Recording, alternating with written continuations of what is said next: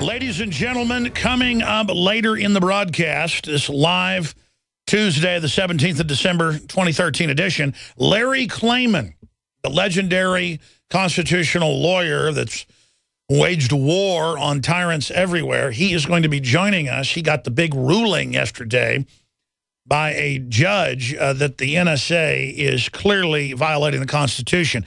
He said from his research and perspective, it appeared they were, and ruled in Klayman's favor.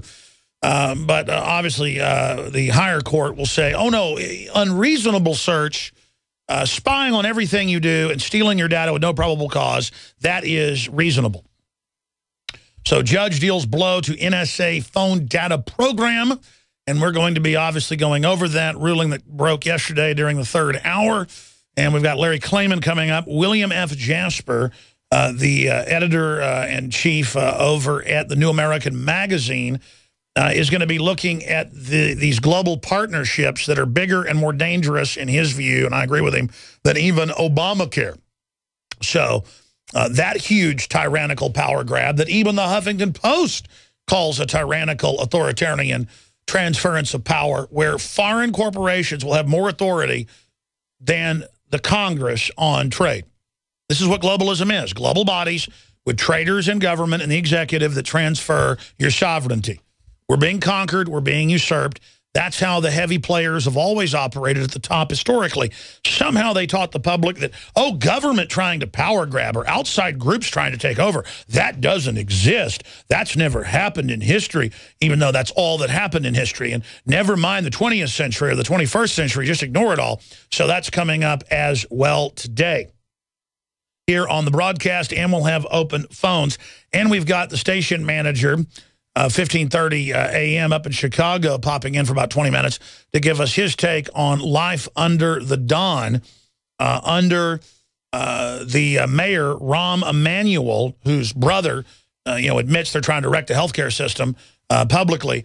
He is going to be coming on the transmission with us to give us his take on all things Chicagoland, which is a great city in many respects, but it's a big problem, is being absolutely infested by the New World Order. So he's going to be popping in and joining us coming up. And, of course, as I said, open phones. And I'll open the phones up again today, but I think it's going to be on specific topics because I really want to get your take on some of these issues we're going to be breaking down after the break. Now, where to begin when we come back? There is so much to cover here. So much to go over here. How about corporate socialism?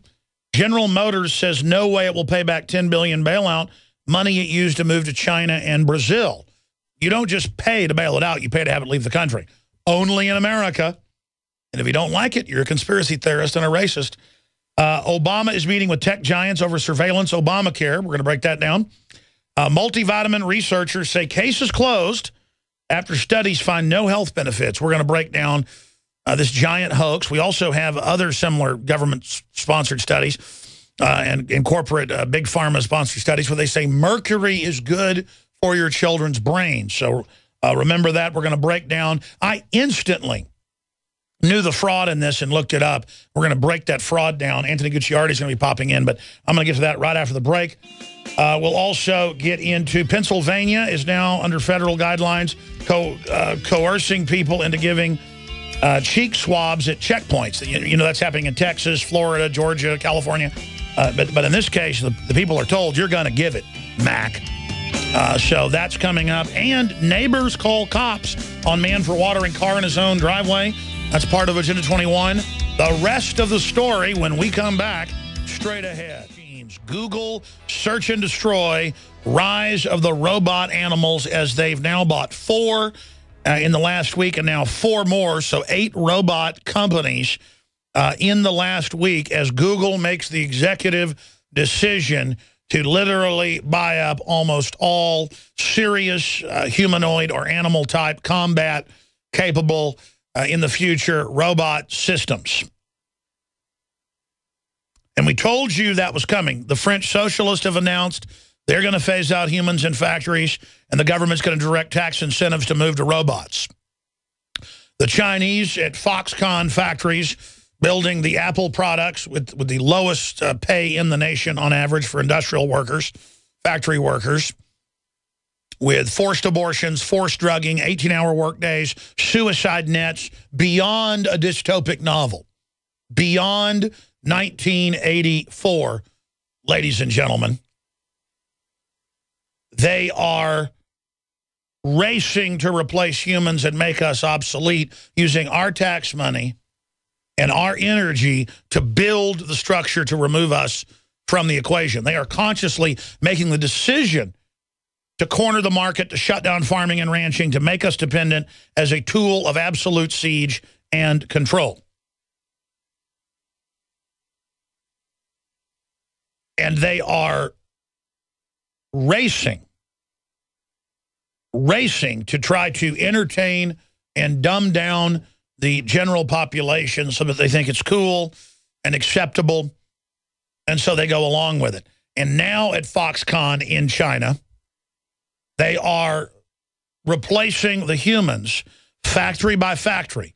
Last time I checked, there's 15 million robots on order. 5 million got delivered earlier this year, and they are replacing the humans with the robots. And I don't mean programmed welding robots that weld a certain design of car or vehicle. I mean robots that replace humans to then ship the iPads, the iPhones, the children's toys, the melamine-covered cutlery, the pharmaceuticals, all of it to then be shipped to the U.S., where we ourselves are being deindustrialized, where we ourselves are being removed from jobs and being given welfare to live in government-financed hovels that are actually owned by private interest and administered by J.P. Morgan Chase, towards the final equation, total social engineering control under Agenda 21, and then the release of superbugs, both man-made and also allowed to develop, to wipe out large portions of the population. And on every front, there are thousands of points every single day out there in front of everyone that show where this is happening, how everything is done to shut us down. Everything is done to shut down our industry and only allow select corporate Fortune 500 and Fortune 100 and Fortune 20 allied, connected, interlocking corporations to operate. They are totally exempt from regulations and taxes on almost every front. They write the regulations. They implement the system, and it is designed in an economic takeover program to absolutely leave you destitute. And when they're done, they'll change the actuaries. When they're done bankrupting poor people, moving on to middle class now, then they're going to bankrupt the nouveau riche, the independent wealthy. And then they're going to dial up taxes and regulations to bankrupt that next group. There is no way mathematically to escape them unless you take them out politically. There is no way to beat their supercomputers. There is no way to beat their surveillance system. There's no way to beat their dark geniuses with their dark logic. There is no way to beat them but having a break with them and literally at a spiritual, physical, financial level declaring them from a trumpet to be our enemies. You either admit it or you succumb to it. Let me give you the next report. This is just one out of over 150 articles, all that point at the same thing. Look at this. This is a report put out by CNBC. Should GM repay $10 billion rescue costs? CEO says no. Here's Kurt Nemo's article up on Infowars.com. Corporate socialism. GM says no way it will pay back $10 billion. But wait, it gets better. They're not just shutting down now upwards of 500 coal power plants and thousands more they're going to shut down. They're totally clean, but aren't owned by the globalists, General Electric, tax exempt, total regulation waivers. They can pump out any amount of toxic waste out of coal power plants they want. Not only is their competition shut down, they can run dirty and build plants in Mexico when they shut down the Texas plant supplying 5 states and ship it in. That's just one example of literal Godzilla-level attack. If you had the hypothetical Godzilla come out and attack San Francisco or Tokyo, it could not do as much damage as they do in 1 month to our infrastructure that was the giant jewel of the world. They are literally, image it, just swinging their tails and firing their heat rays right into everything we've got. The country is blowing up and melting down in front of us. They shut down over 500 plants of new design, hundreds of other old plants. They're buying up city plants, county plants, state-owned plants. They're shutting them down. Power prices are redlining. People are going bankrupt. We're getting hit hard by a military attack. It gets worse. The 20-plus billion, it's actually 22 billion last time I checked. This is a 10 billion payment that's come due by General Motors. Do you know what they spent almost all the money on? They spent it on shipping General Motors to China, Brazil, and Eastern Europe. I'm going to say that again. Look it up. Kurt Nemo's got it in his article. They shipped your jobs. You paid tax money to ship your jobs. They don't just ship your jobs overseas, boys and girls. You paid for it. And you know why? Because the average person doesn't know how politics or geopolitics works. It's literally like a Green Beret fighting a 3-year-old boy. That's what it's like when these scientific technocrats with the greatest minds in the world attack, and the public won't admit they're under attack. It is like a 3-year-old boy fighting a top Green Beret or Navy SEAL. And listen, you could grow up and be an adult and get ready for what's happening, but you won't do it. You stay in a childlike Arrested Development 3-year-old level. I'm talking to new listeners saying this isn't happening. Oh, it's happening. While you're busy watching the NFL, while you're busy into your favorite music star, while you're busy watching your favorite sitcom, we're under total siege because the globalists are taking the planet over towards their goal to then bring in planetary rule to then drop the hammer. They can't do it till planetary rule's in because a nuclear war might happen if they release these bioweapons. They've done the war games. They know it's going to result in a nuclear war, and they don't probably want that. So they've got to get the police state in place first and a global standardization before they do this. And the minute they get a real world government in, they're going to up the taxes, bankrupt everybody, 10 times worse, and then they're going to drop the hammer. And listen, folks, how much have you seen me talk about over the years that's already come true? They're banned lemonade stands nationwide. They're arresting people or threatening to arrest them that wash their car in their own yard. They're taking blood and other samples at checkpoints without warrants. I've got more news today. We're under the beginnings of real martial law. Let me tell you, when the TSA is playing ping pong with your huevos, you're in tyranny. Let me tell you, when the IRS goes to Congress and says, don't let people leave the country if we say we have a tax investigation, you're in a police state. When the NSA spies on everything you do illegally and gets away with it, you're in a police state. Every day I see where police go to the wrong house and shoot someone and don't even get in trouble. I've got 2 reports today in the stack of that. And Anthony Gucciardi last night woke up to tanks, armored vehicles, you name it, at the wrong house, and big, giant, fat goblin commander cop with the SWAT team literally dragging some woman out who was innocent. It was the wrong house. In a fake drug war where they ship all the drugs in to begin with so that they can then have an excuse to set up a tyranny. This is the reality. And see how shut down your jobs, ship them to the slave camps in China. It's okay because Al Gore owns part of Apple, so have suicide nets. It's trendy. If you're against suicide nets, you're racist. Shut down the power plant, shut down everything, and then this piece of news. Here it is, Pennsylvania. Pennsylvanians coerced into giving cheek swabs at checkpoints. That's the kind of news we have here. Neighbors call cops on man for washing car in his own driveway. This is happening everywhere. It's all Agenda 21. And then when we come back, I'm going to break this down. I told you this was coming. They cannot have you supplementing with even things like vitamin C. In Europe, under Codex Alimentarius, I've watched the UN meetings. They've made it where it's basically €100 to get a bottle of vitamin C that would actually do any good for you. And now they're bringing in GMO and pesticide-fed oranges where you can't even get the nutrients you need. And now they have a big hoax nationwide on every news channel last night saying there is no nutrients.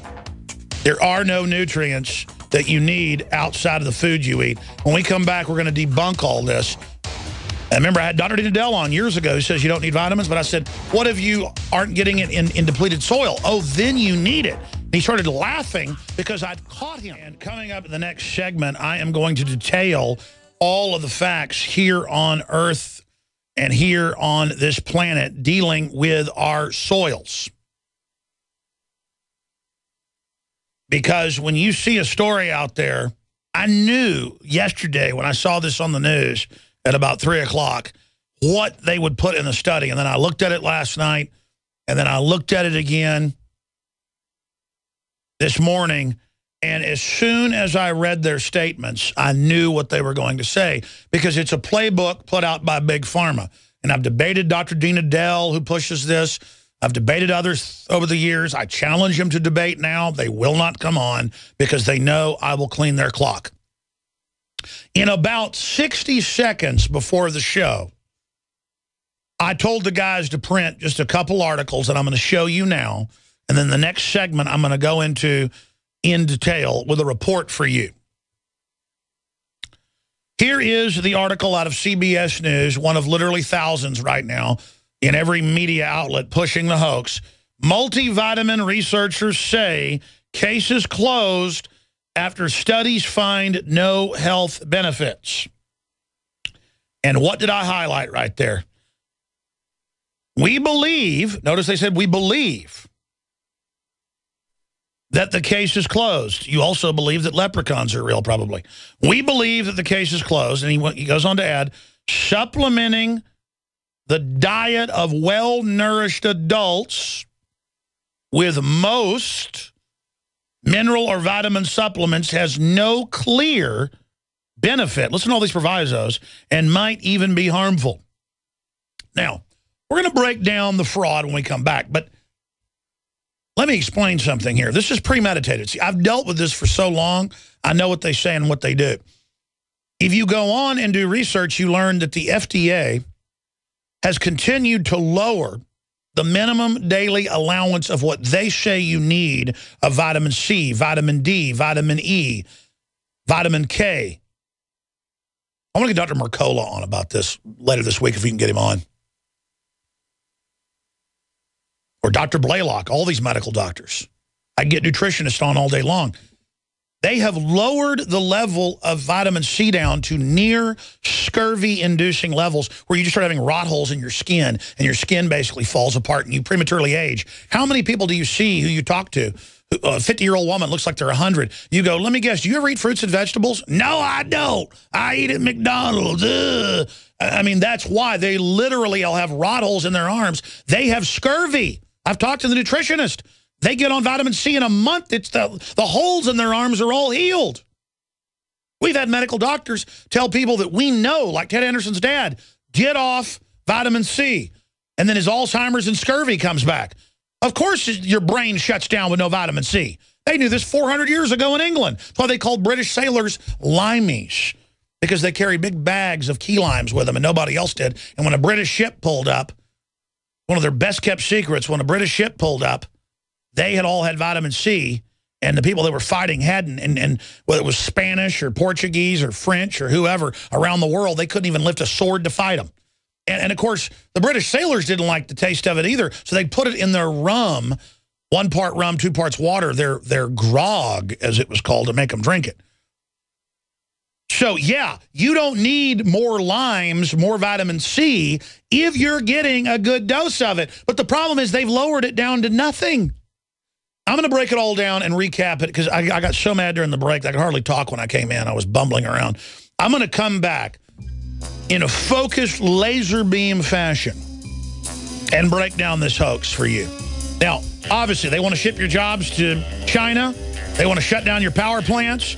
They want to break down the family. They want to say 2 + 2 = 5 to kids. They want to say parents aren't parents anymore. Everything they do is meant to debilitate you so they can dominate you. Now they say you don't need vitamins and minerals. And that's because they didn't want a national movement forming against surveillance drones before they rolled out officially. We, of course, were covering the FAA, preparing to authorize 30,000 drones in the sky by 2020. 10,000 or more drones by 2015.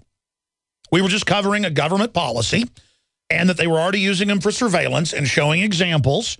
And so they came out and said it did not exist. Now, 2 years later, they admit it's been going on and are throwing it in your face.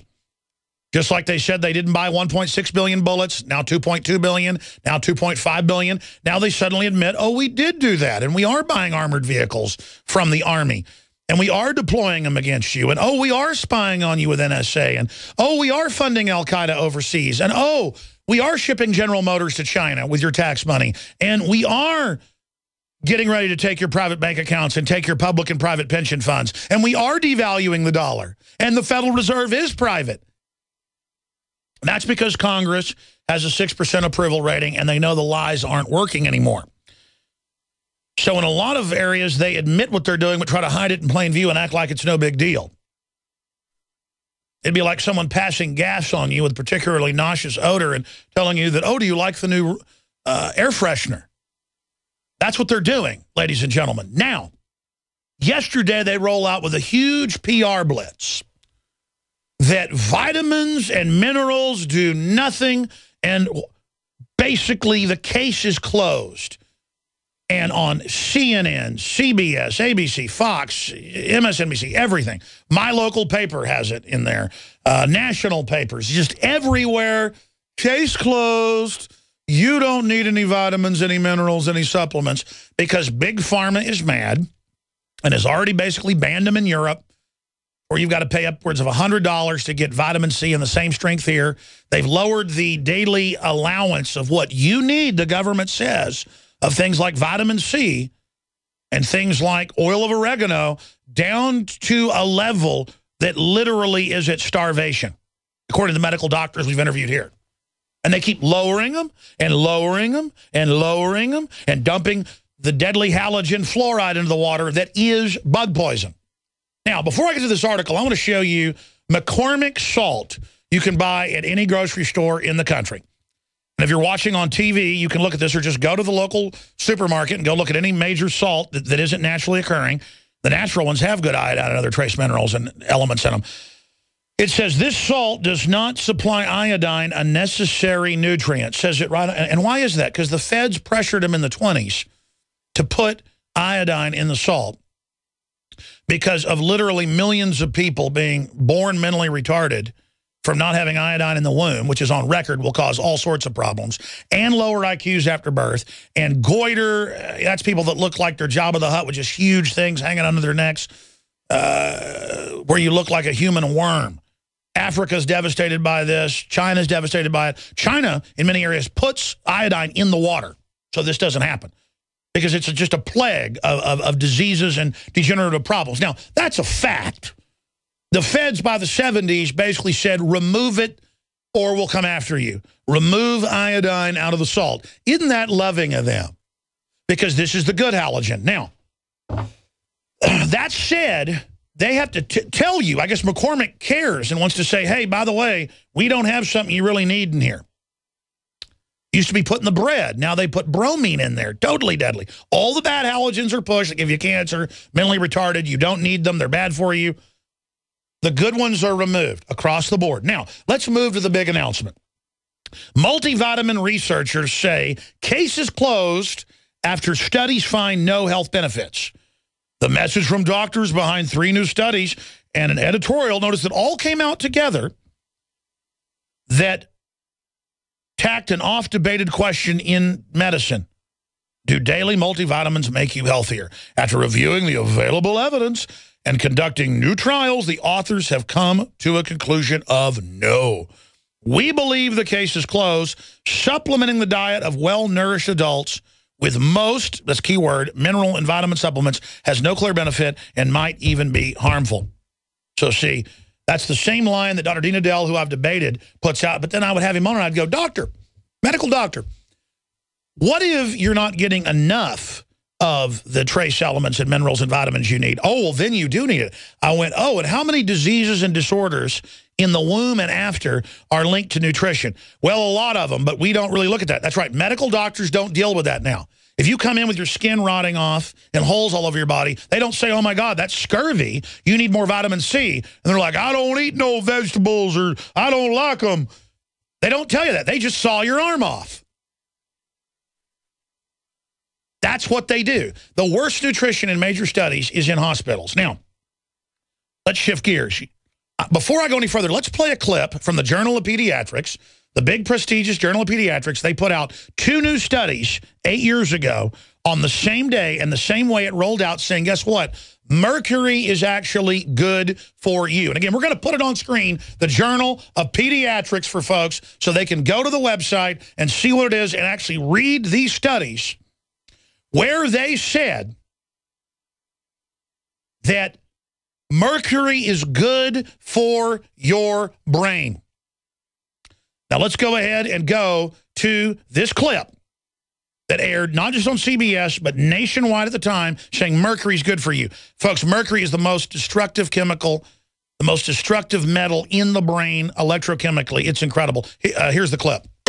Mercury-containing vaccines may help, not harm kids, according to 2 new studies in the Journal of Pediatrics. There have been widespread concerns that mercury-based preservatives in vaccines might impair the neurological development of children. These new studies suggest that the opposite, that the preservatives may actually be associated with improved behavior and mental performance. Okay, so there you go. They have these studies that mercury is good for your child's brain, ladies and gentlemen. Now, and for them, being brain damaged and slobbering and doing whatever you're told, that is improved mental performance. Because they teach in public schools 2 + 2 = 5 worldwide. The literal benchmark of 1984 is if you can say 2 + 2 = 4, you are free. And that seemed like satire at the time. Now I understand he was a deep globalist on record. Eric Blair was, a.k.a. George Orwell. And it just hits me of the magnitude of this, that they teach 2 + 2 = 5, and they put brain-damaging fluoride in the water, mercury in the vaccines, and tell you it's good for you, even though the Harvard study says lowers IQ. So let me show you some of the articles. Let me show you the facts. Number 1, dirt poor. This is the Scientific American, because you get some good studies out there. Dirt poor. Have fruits and vegetables become less nutritious? And they go on to break down major studies going back in the last 100 years from the University of Texas at Austin Department of Chemistry and Biochemistry, in the Journal of the American College of Nutrition and Agriculture, nutritional data from 1950 to 1999 with 43 different fruits and vegetables, and then looking at studies before that and what is in them metrically by numbers, real studies. They are debilitated in some cases by 98% vitamins, minerals, trace elements. And then they give them a 3 nutrient-based system for the plants in the fertilizers when there really needs to be more than 80 in there. 90 is the mighty 90 is what a lot of the doctors break down. So you're getting 3 things out of a plant when you need 90. I'm going to say that again. You're getting 3 things out of a plant when you need 90. But mainline medical science says you need 60-something. Okay, so let's go over this now. That's Scientific American. So they're saying, oh, if you've got a nutritious diet, you don't need anything. And absolutely right. If you're eating a really diverse thing in the jungle of, say, Brazil or something, and had all these wide spectrums, fruits, vegetables, plants, animals, you name it, and fish, you would not need vitamins and minerals. And absolutely fresh is the way to get things. Absolutely. Now, let's move on to the next one. Here's another one. 1936 U.S. Senate report, soil depleted, 99% of Americans nutrient deficient. That's a 1936 U.S. Senate report, and they recommended putting vitamins and minerals compulsorily in bread and in salt because of the brain damaging of the American people. The reason people aren't as smart as they used to be, folks, physically, is we're brain damaged from this, okay? And they don't want you. Now, back then, the government said, put this in salt, give them vitamins, minerals. And then the globalists got control by the 40s and 50s, and they took it all out, folks. Okay, and now they're telling you, don't go out and get it on your own, because if you get it on your own, that's it for them. Now, let's continue here. Mike Adams has a great report from naturalnews.com up on Infowars.com. MSM attacks multivitamins, yet another example of quack science. He breaks down a bunch of other angles I haven't even gotten to. Here's another one. Glaxo says it will stop paying doctors to promote drugs. They do that every year. They pay medical doctors across the board to push drugs and not nutrition. They're even getting rid of surgery now when you might need it and just saying drugs. Now, let's continue here. Oh, Financial Times, exercise to tackle bad posture can avert back surgery. But the hospitals won't tell you there's exercises that would cost you nothing to not have to have the surgery for the disc about to be fused or herniated. They won't tell you because they want the surgery. Same deal. Oh, here's another one. How adding iodine to salt resulted in a decade's worth of IQ gains for the United States. Links to the major university studies dealing with it. Okay, so I've gone over some of that for you. Anthony Gucciardi is coming in now just to cover a few of the angles. And obviously, I promote and sell vitamins and minerals that I've used, that I believe in, that have done wonders in my life. And everybody that's used them, you've heard the calls, not one negative call on our proprietary nascent iodine. It's blowing people away. Of course it is. The coffee, Chiapas. My favorite coffee, people are going, wow, this is really incredibly good coffee at a low price. Alex, you didn't BS us. Yeah, I'm not going to, if I was a wine producer, which is really hard to do, obviously, say I lived in Northern California in Sonoma County or something, some of the best wine in the country. I think it's as good as French wine. I wouldn't put wine out unless it was really good. I'd throw it away. Same deal. I'm going to promote what I use, what I think's bombshell. And that's how we fund ourselves, not taxpayer funded or government protected like Big Pharma or NPR or MSNBC. But the point here is, folks, it's a fact that you can't get the nutrients you need from almost all the food on the store shelves. It's a fact that it's been life-changing for me taking high-density minerals and vitamins, and then the iodine was just the turbocharger. And I told you, don't buy our iodine. Get the gourmet sea salts, Himalayans, double-check. Make sure they have the iodine in it. It's not unbound, but it's better than nothing. It'll do wonders for you. Bottom line, they don't want you knowing this, folks. They don't want you understanding. That's why people are zombies. Anthony Gucciardi, this has really gotten me angry. They say mercury's good for kids' brains. And then now they say we don't need vitamins and minerals. But notice, if we don't have malnutrition, we don't need it. Well, no what, Sherlock? No kidding. Obviously, if you had a perfect diet, you wouldn't need this. But the diet we have is crap. So they're playing a semantical mind game, and they use synthetic garbage stuff in the study.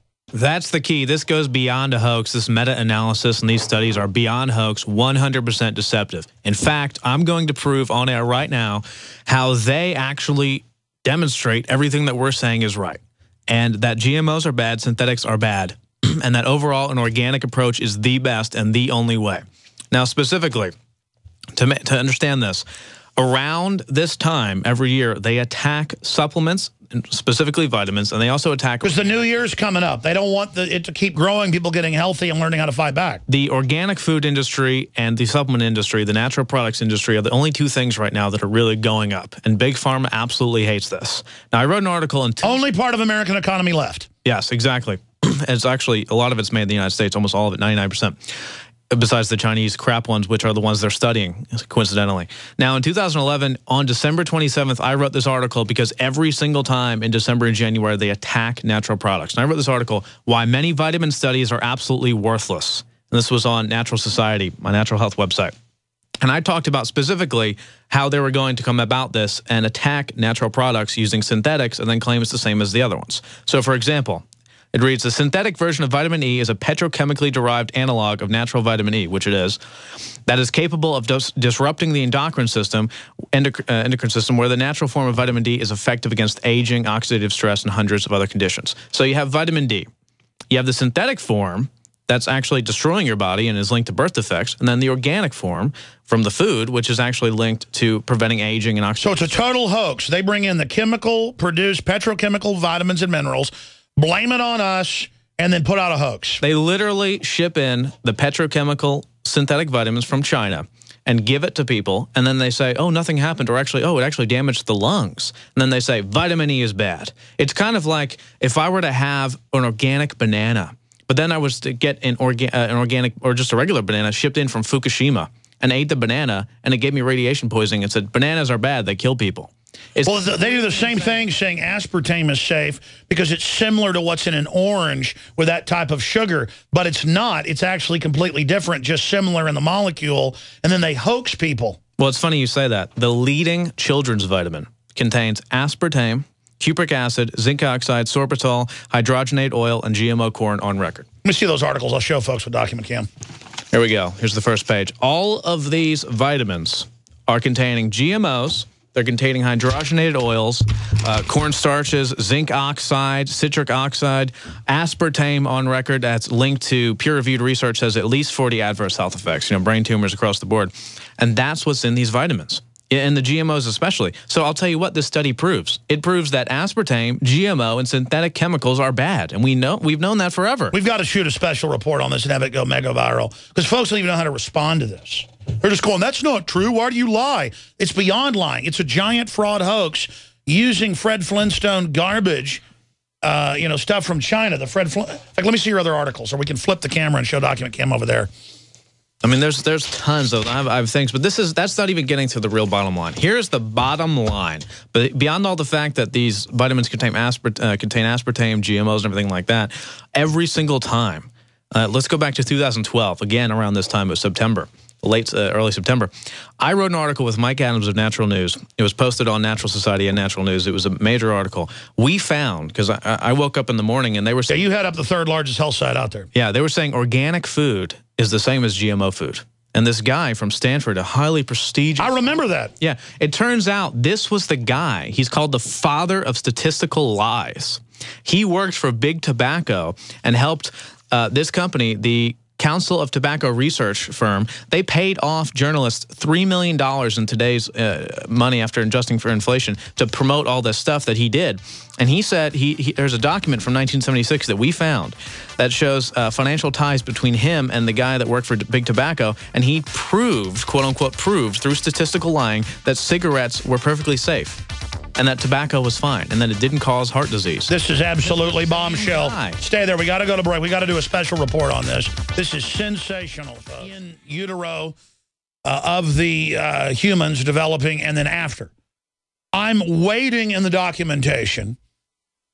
They're taking the good stuff out of the food and putting the bad stuff in it. Don't have iodine in the bread, put bromine in. Bromide. I mean, this is homicidal evil. It's not our opinion. It's a fact. And then you've got people connected to Big Tobacco out saying, don't eat organic. It's the same as regular. They make the milk producers put on the thing when they say we don't have any growth hormone in here. This hasn't been proven to cause a problem by the FDA. When you wonder why women are taller than men now and going into puberty when they're like 7 years old. I mean, ladies and gentlemen, we are all in a giant petri dish being experimented on. And then I've got the major journals here. The Senate report, 1936, 99% of Americans nutrient deficient. Scientific American, dirt poor. Fruits and vegetables become less nutritious. Then it breaks down. University of Texas, total plunging. And it just keeps dropping and dropping and dropping. And then they put this report out. And it's pushed everywhere. That's what tells you it's a pure BS report. I mean, automatically, you're hearing about it everywhere. Oh, Jerry, you didn't need vitamins and minerals. They're actually bad for you. And then you find out it's a bunch of GMO, synthetic garbage they shipped in. You know, Searle that got bought by Monsanto that created aspartame that's, in so many thousands of products. A large portion of the rhesus monkeys in the 70s in one study died that had it added to their mother's milk. And so they just removed the ones that died from the study and said no monkeys got sick. They just removed the sick and dead monkeys. And I mean, this is the out-of-control bonker land. Because I was psychoanalyzing myself during the break. I was very angry during the break. And I saw the crew looking at me thinking, is he mad at us? And no, I am physically want to throw up. Anthony, they've got a document cam over there. We're going to do a special report on the Nightly News tonight. Everybody's got to get out and have go viral. But this one as well. But this is going to be a concise, like 3-minute report where we laser beam it. Again, get into that article where they have the Big Tobacco people saying you don't need organic now. I mean, go over that. I mean, this is outrageous. So all of these are connected. This is a study back from 2012 where Dr. Ingram Olkin from Stanford University, his team of researchers, it turns out they were saying GMO is great. It's the same as organic. Everything's fine. You don't even need vitamins. And it turns out this guy was working with the Big Tobacco, the Council for the Tobacco Research Industry, the Council of Tobacco Research, CTR. They were paying off journalists after adjusting for inflation. It's $3 million in today's dollars. And they were paying them saying, yeah, everything's fine. Just use Dr. Ingram's statistical lie. He's actually been called the chief statistical liar for big tobacco, the father of statistical lies. And he created a statistical algorithm which made anything he wanted happen. So if he did a study where 50 people out of 51, got lung cancer from smoking cigarettes, he could make it so that, there was no correlation. He would just remove the 50. Exactly, but it was very detailed and people couldn't crack it. And this is the same guy that says organic food's bad based on his statistics. So he's been at it, and it gets deeper though. These guys, this whole wing of Stanford has deep ties to Cargill, which was the major food manufacturer that was supporting Monsanto and was against GMO labeling for Prop 37 in California. So they're getting money from these GMO juggernauts to say that organic food's bad. And then this all ties in because this time of year, they always attack organic foods and supplements. And if we dig deep on these 3 studies, the meta-analysis that came out today, I guarantee we'll find ties to GMO, Cargill, and everything. Oh, we've already found them. You go dig. Get ready for the nightly news. Great job, Anthony Gucciardi. But this is just completely and totally outrageous that this is going on. We're going to be right back with the second hour. Tell your friends and family to tune in. Man, if you just joined us, I went from being in a really good mood again to being in a really nasty mood. Because we went over probably, 15 different studies and articles looking at this big hoax study that's out saying that if you are getting proper nutrition, you don't need vitamins and minerals. That's like saying if you've gotten enough to eat, you don't need to eat more. Or it's like saying if you're getting oxygen already, you don't need oxygen. And then they use synthetic vitamins from China in the study. And it's the same crude, that was telling us cigarettes are good for us. The same scientists that are putting that out are now saying organic food's the same as regular. It's like, ooh, grass-fed beef, how rare. Cows aren't supposed to eat offal. That's what they call it, offal. The ground up dead cows, dogs, stuff from the pet. Vets, a lot of vets sell your dead animals. They get shipped off and rendered down and fed back to your animals. You look it up, you don't believe me. And what you will discover upon looking at that is they feed cows meat, ground up meat. They call it protein. And they also feed them blood meal. Baby calves are not supposed to drink blood. They mix it up, turn it into a liquid, or put it in their feed. And I know that's a big conspiracy theory. Maybe they have a study out. Baby cows that eat blood are just as good for you to eat or later to get milk from when they're females than if they ate grass. It's like, man, listen to that weirdo. He says cows eat grass and don't drink blood. Remember Mad Cow in England when they were taking rotten sheep and goats and cows and horses and grinding them all up and feeding it to cows? And I've got to sit here and explain to people the madness of this. It makes my blood boil. Matt Dubiel, the breakdown Chicago land's going to be popping in with us at the bottom of the hour. He heads up our great affiliate in Chicago, 1530. And then we're going to have Larry Klayman coming on, who got the big win against the NSA, pointing out that it is illegal what they're doing, obviously. Great constitutional lawyer will be joining us. And then, of course, we also have the head of the New American Magazine coming on to talk about the Trans-Pacific Partnership that literally is global government being established. I mean, they've been building with these partnerships towards this, but this is definitely getting up close to the capstone. So that's coming up as well. I need to settle down, though. I need to settle down. Maintain calm, and just move forward. But there is a total assault on every form of liberty, ladies and gentlemen. The globalists are coming in when states and cities and counties pass laws to not fluoridate their water. The feds are coming in and lobbying to get laws passed to make it mandatory as they put bug poison on our water supplies.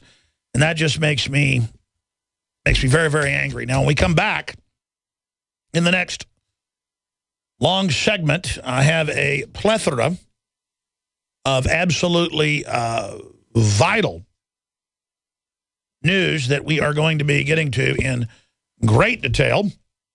We're going to look at what's happening with the NSA. Look at what's happening in the economy. We're going to look at the police state.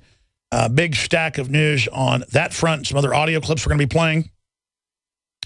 And we're going to look at the head of the NSA being questioned on 60 Minutes, having to get permission from someone else to be able to answer a question, just to show how this shadow government operates. And then we're going to go over a bunch of other news articles that have just broken on Infowars.com. BitTorrent torture. Denmark sets example with Pirate Bay co-founder. Also, Pennsylvania coerced into giving cheek swab at voluntary checkpoints, which aren't really voluntary. Corporate socialism. GM says no way it will pay back $10 billion.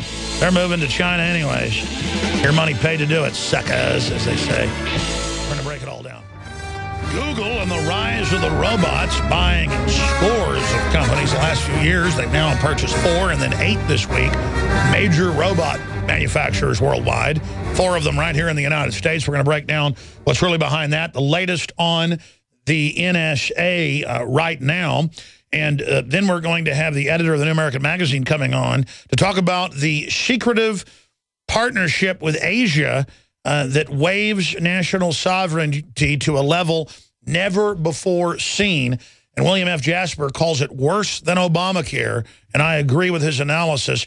Then Larry Klayman will be joining us, the constitutional lawyer who has wreaked havoc on the establishment in the last 2 decades.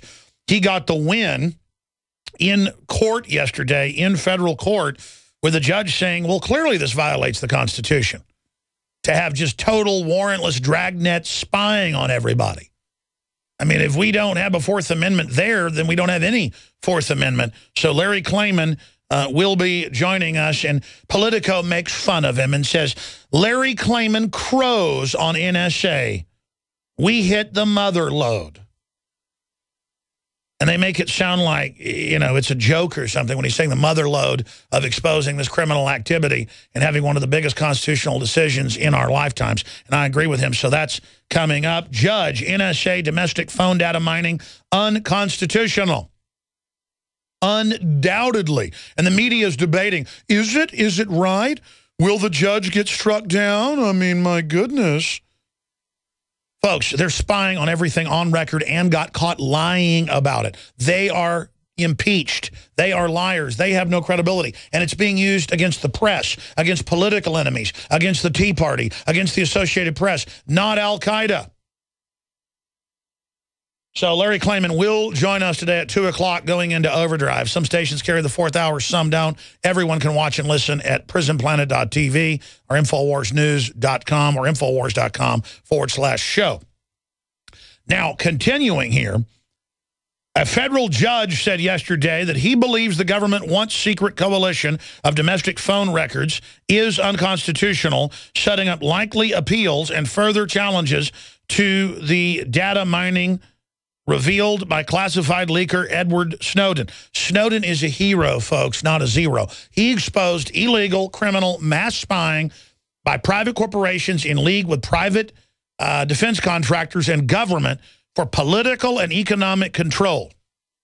Just like the big banks use NSA data to beat their competition and stuff, folks. That's all coming out. This is about insiders ruling over us.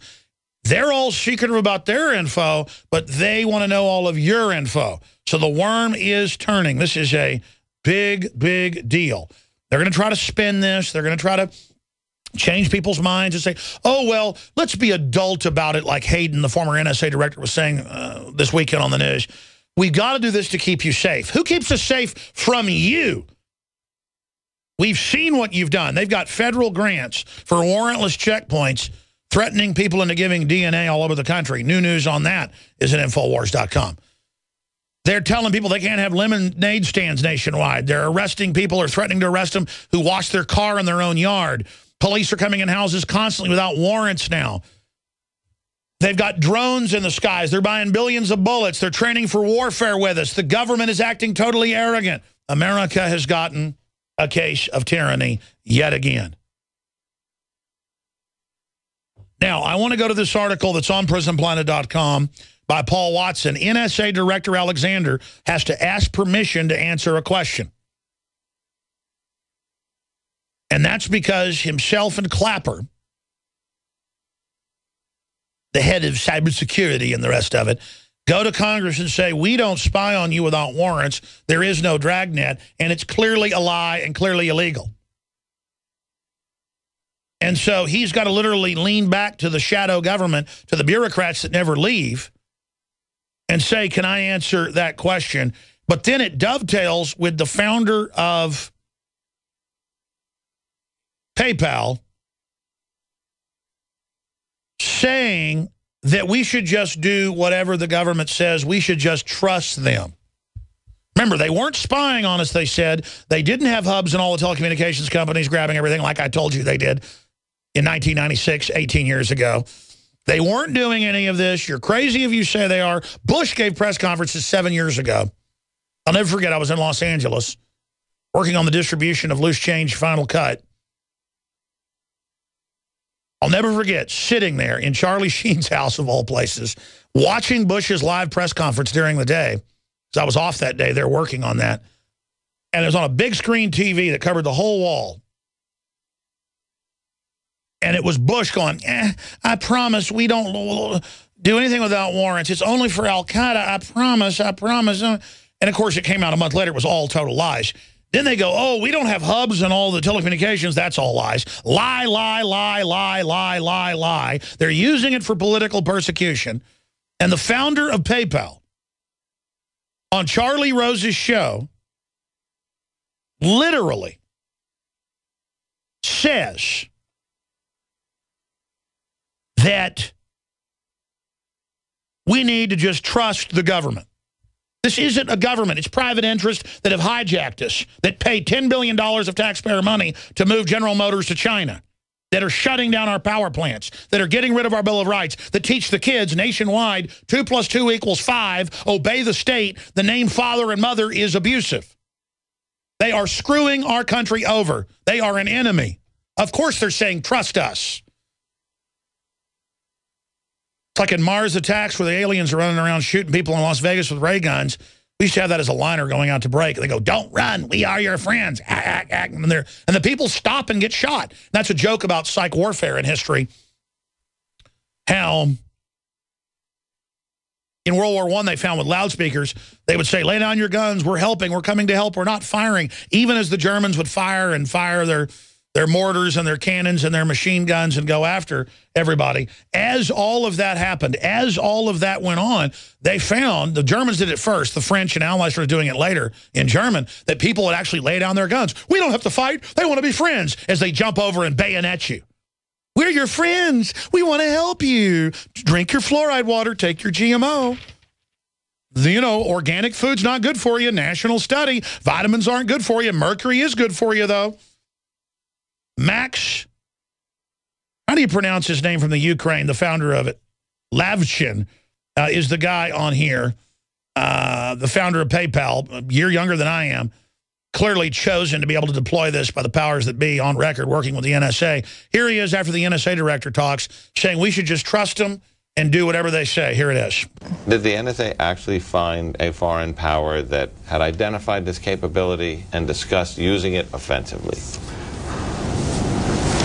I need time out on that. I am probably uncharacteristically pro national security agencies writ large and NSA in particular, despite the fact that they would not hire me at some point. I actually wanted to work for the NSA, and I was not a U.S. citizen, and that I just fundamentally trust the national security establishment to care about the citizens. Oh. It's a trade I would be willing to make. Security and liberty. Security and privacy. Anytime you trade liberty for security, you get neither. That's Benjamin Franklin. Do you feel secure with this government? I love how they ask Alexander, the head of the NSA, they ask him, foreign powers? You know, because of Snowden, know what we're doing? As if the foreign powers don't know. You're looking at an officer of the globalists, the corporate foreign power. They are the foreign power. We are occupied. Now, where else have we heard we should just fundamentally trust them, even though they're caught lying and abusing us and doing insider deals constantly? We should fundamentally trust people who are debasing the currency, devaluing the currency, wrecking our industrial base, teaching our kids 2 + 2 = 5, teaching them fatherhood and motherhood is bad, open, weaponized culture, teaching kids death education, how to commit suicide, putting 20% of the kids on psychotropics, their goal's 50%, an open criminal group. I mean, you look at Charlie Rose and all of them, just total slime bags. I'd walk to the other side of the street not to walk by them. Openly disingenuous, openly evil. They don't even hide it well. All a bunch of hunchback demons. Literal armies of slimy golems marching forward, and they have all the pop icons saying, do whatever they say, submit to them, just like Britney Spears. Honestly, I think we should just trust our president in every decision that he makes, and we should just support that, you know, and be faithful in what happens. Do you trust this president? Yes, I do. And, of course, almost every time I watch Miss America or Miss Teen USA, the clips online, they say the same thing. Like, how do you be a good American? USA, such as South America, South Africa. I just want to do the NSA. In fact, here is that same spirit. This is who they think we all are. They think we're all Britney Spears, ready to be run over by the New World Order. And they tell us mercury. I'm going to play this later. Journal of Pediatrics is good for your brain, but vitamins aren't. Vitamins and minerals bad, mercury good. Here it is. And listen, I'm going to tell you the deal. She's a very beautiful young lady. I don't find her attractive. A beautiful woman that is smart, very attractive. That woman is so ugly. I mean, and you know she'll end up being a trophy wife for some globalist executive who stole all their money. That's what he wants, a wife that is literally nothing but a biological android sex bot who can't tie her shoelaces. But before I go any further, it makes me very, very angry to every year, but this time is a mega push in the media to hear them say, you don't need vitamins and minerals, in fact, that they could be bad for you. And then they put out these big pharma-funded studies and then have the mainstream media push it. Because they know full well our soils are depleted. So that's why they say here, supplementing the diet of a well-nourished adults with most mineral and vitamin supplements has no clear benefit and might be harmful. That's out of CBS News with this ridiculous study. In fact, will you guys queue up where they say mercury's good for you again in the Journal of Pediatrics? I'm not joking when I say they say that. They said cigarettes were good for you, too, using some of the same companies and groups. And we're going to cover that tonight on the Nightly News. We already covered it last hour, but we're going to show you the documents. So GMO's good for you. Cigarettes are good for you. But vitamins and minerals aren't good. And then in the study, they use GMO, Chinese, produced synthetic vitamins, which we've pointed out can hurt you. But the key here is they say the diet of a well-nourished adult. See, if you don't have enough nourishment, you're in trouble. So, see, that's the game. It's like saying, you don't need water if you've already had plenty of water.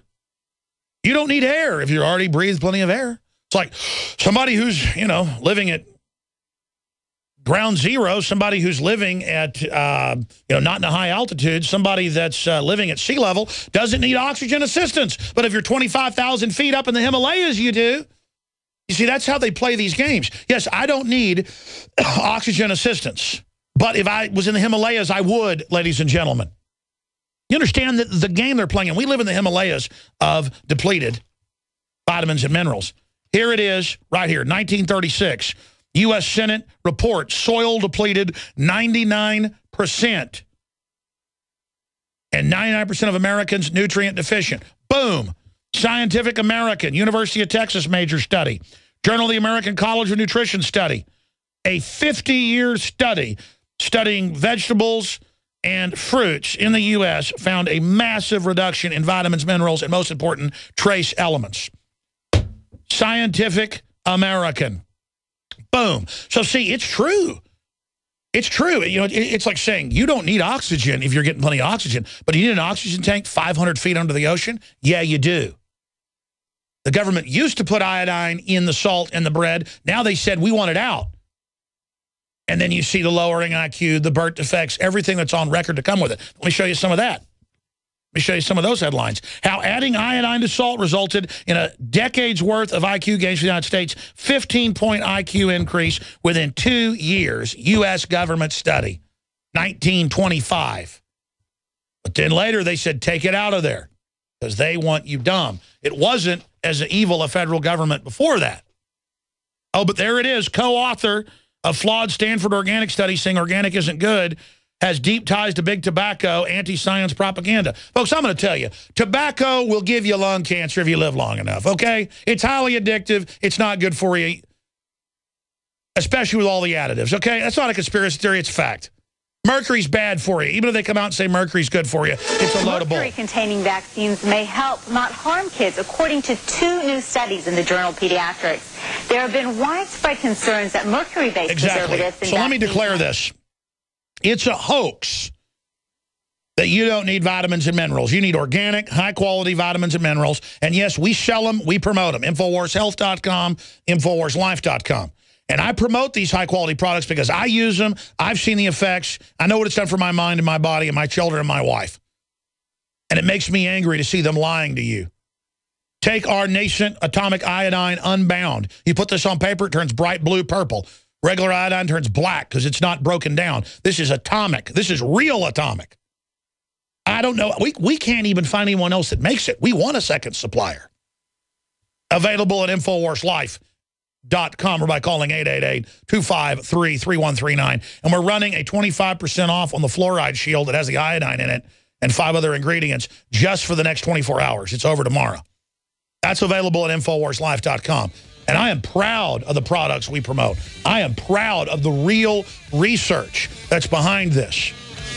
I'm proud of the high-quality Southern Mexico coffee we've imported in to bring you and your family Wake Up America Patriot Blend. I'm proud we fund our own news operation and aren't beholden to globalists or get taxpayer money like NPR or MSNBC. And I'm proud of you for supporting us. InfoWarsLife.com or 888-253-3139. Try the iodine.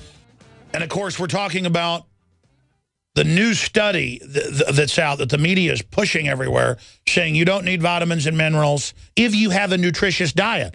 That's like saying you don't need air if you already have it.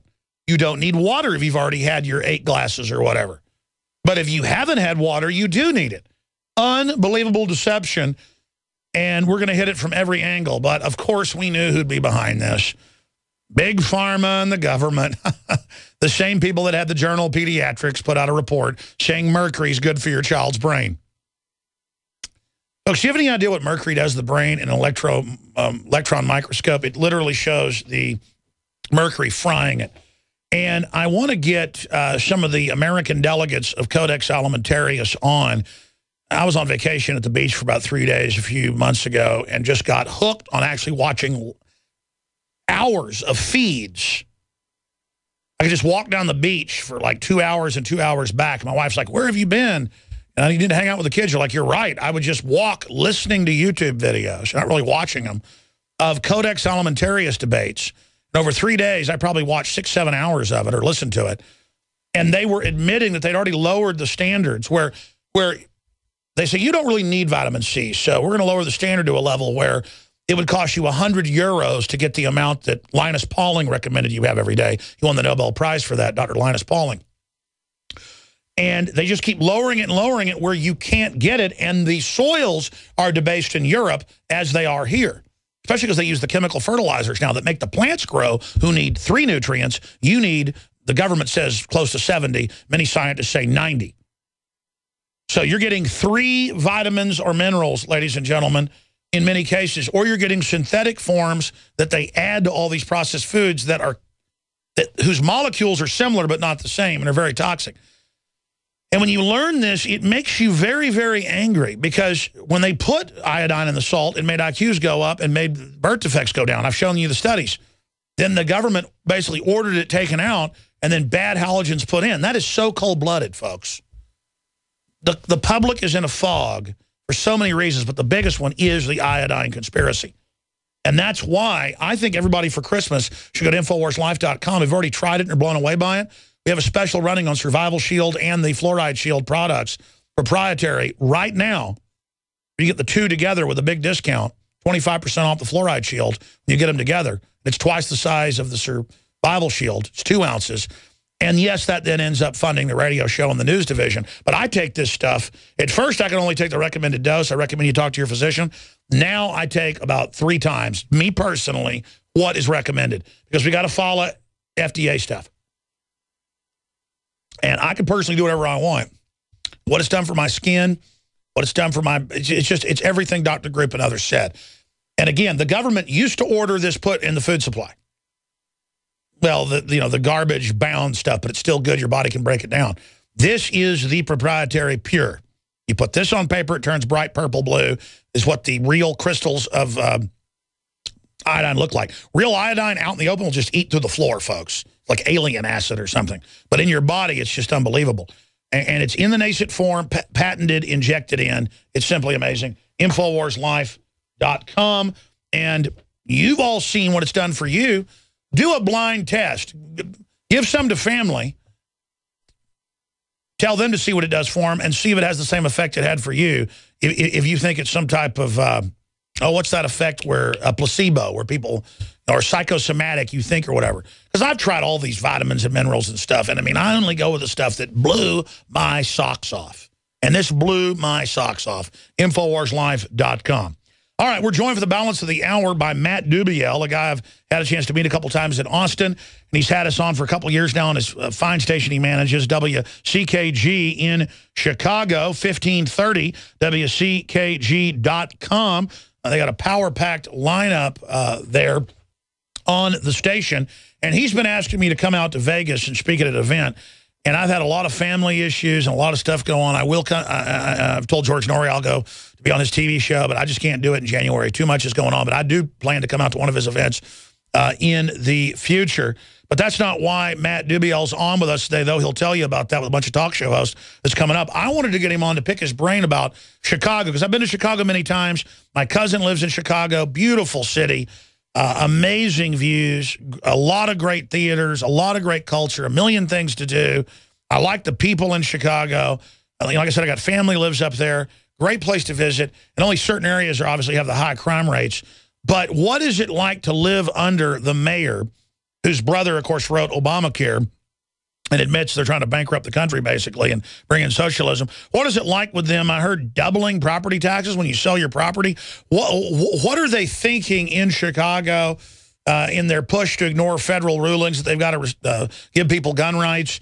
What is it like, Matt Dubiel, as an American patriot, to be living right in the epicenter of the New World Order? And what's the feedback you get from your listeners? You know, Alex, not only did his brother write the bill, but his other brother is Ari, the super agent that is the character and Entourage is based out of. And these guys know how to negotiate, they know how to rule, and they know how to make sweeping changes and influence people. And I don't know anybody that lives in downtown Chicago. Our mutual friend, Mancow, used to live in the city. He recently moved out to the suburbs. I mean, there was a time, Alex, when you could go down there and you could park for a quarter, 50 cents, $1. Now the parking is outsourced to another company, which it might be owned by a German company, our Chicago Parking. You've got taxes, you've got gunshots, you've got just an outrageous area, and it's dripping out to the suburbs. So you have folks like me that live out in the suburbs and have lived here for a long time, and all we hear about is ROM this and the Chicago schools. My kids don't go to Chicago schools. But, you know, it's like you said, there's a lot of good things about Chicago. I went to the Bears game the other night, Monday Night Football, and Ditka's number was retired, and it was a big deal, and I had free tickets, so we went. There was nobody there. No one. Now, it was cold. It gets cold here in Chicago, but that doesn't typically stop Chicago Bear fans from going to Chicago games. I saw the same thing happen at the Cleveland-Pittsburgh game the other day, where the Pittsburgh stadium was darn near empty.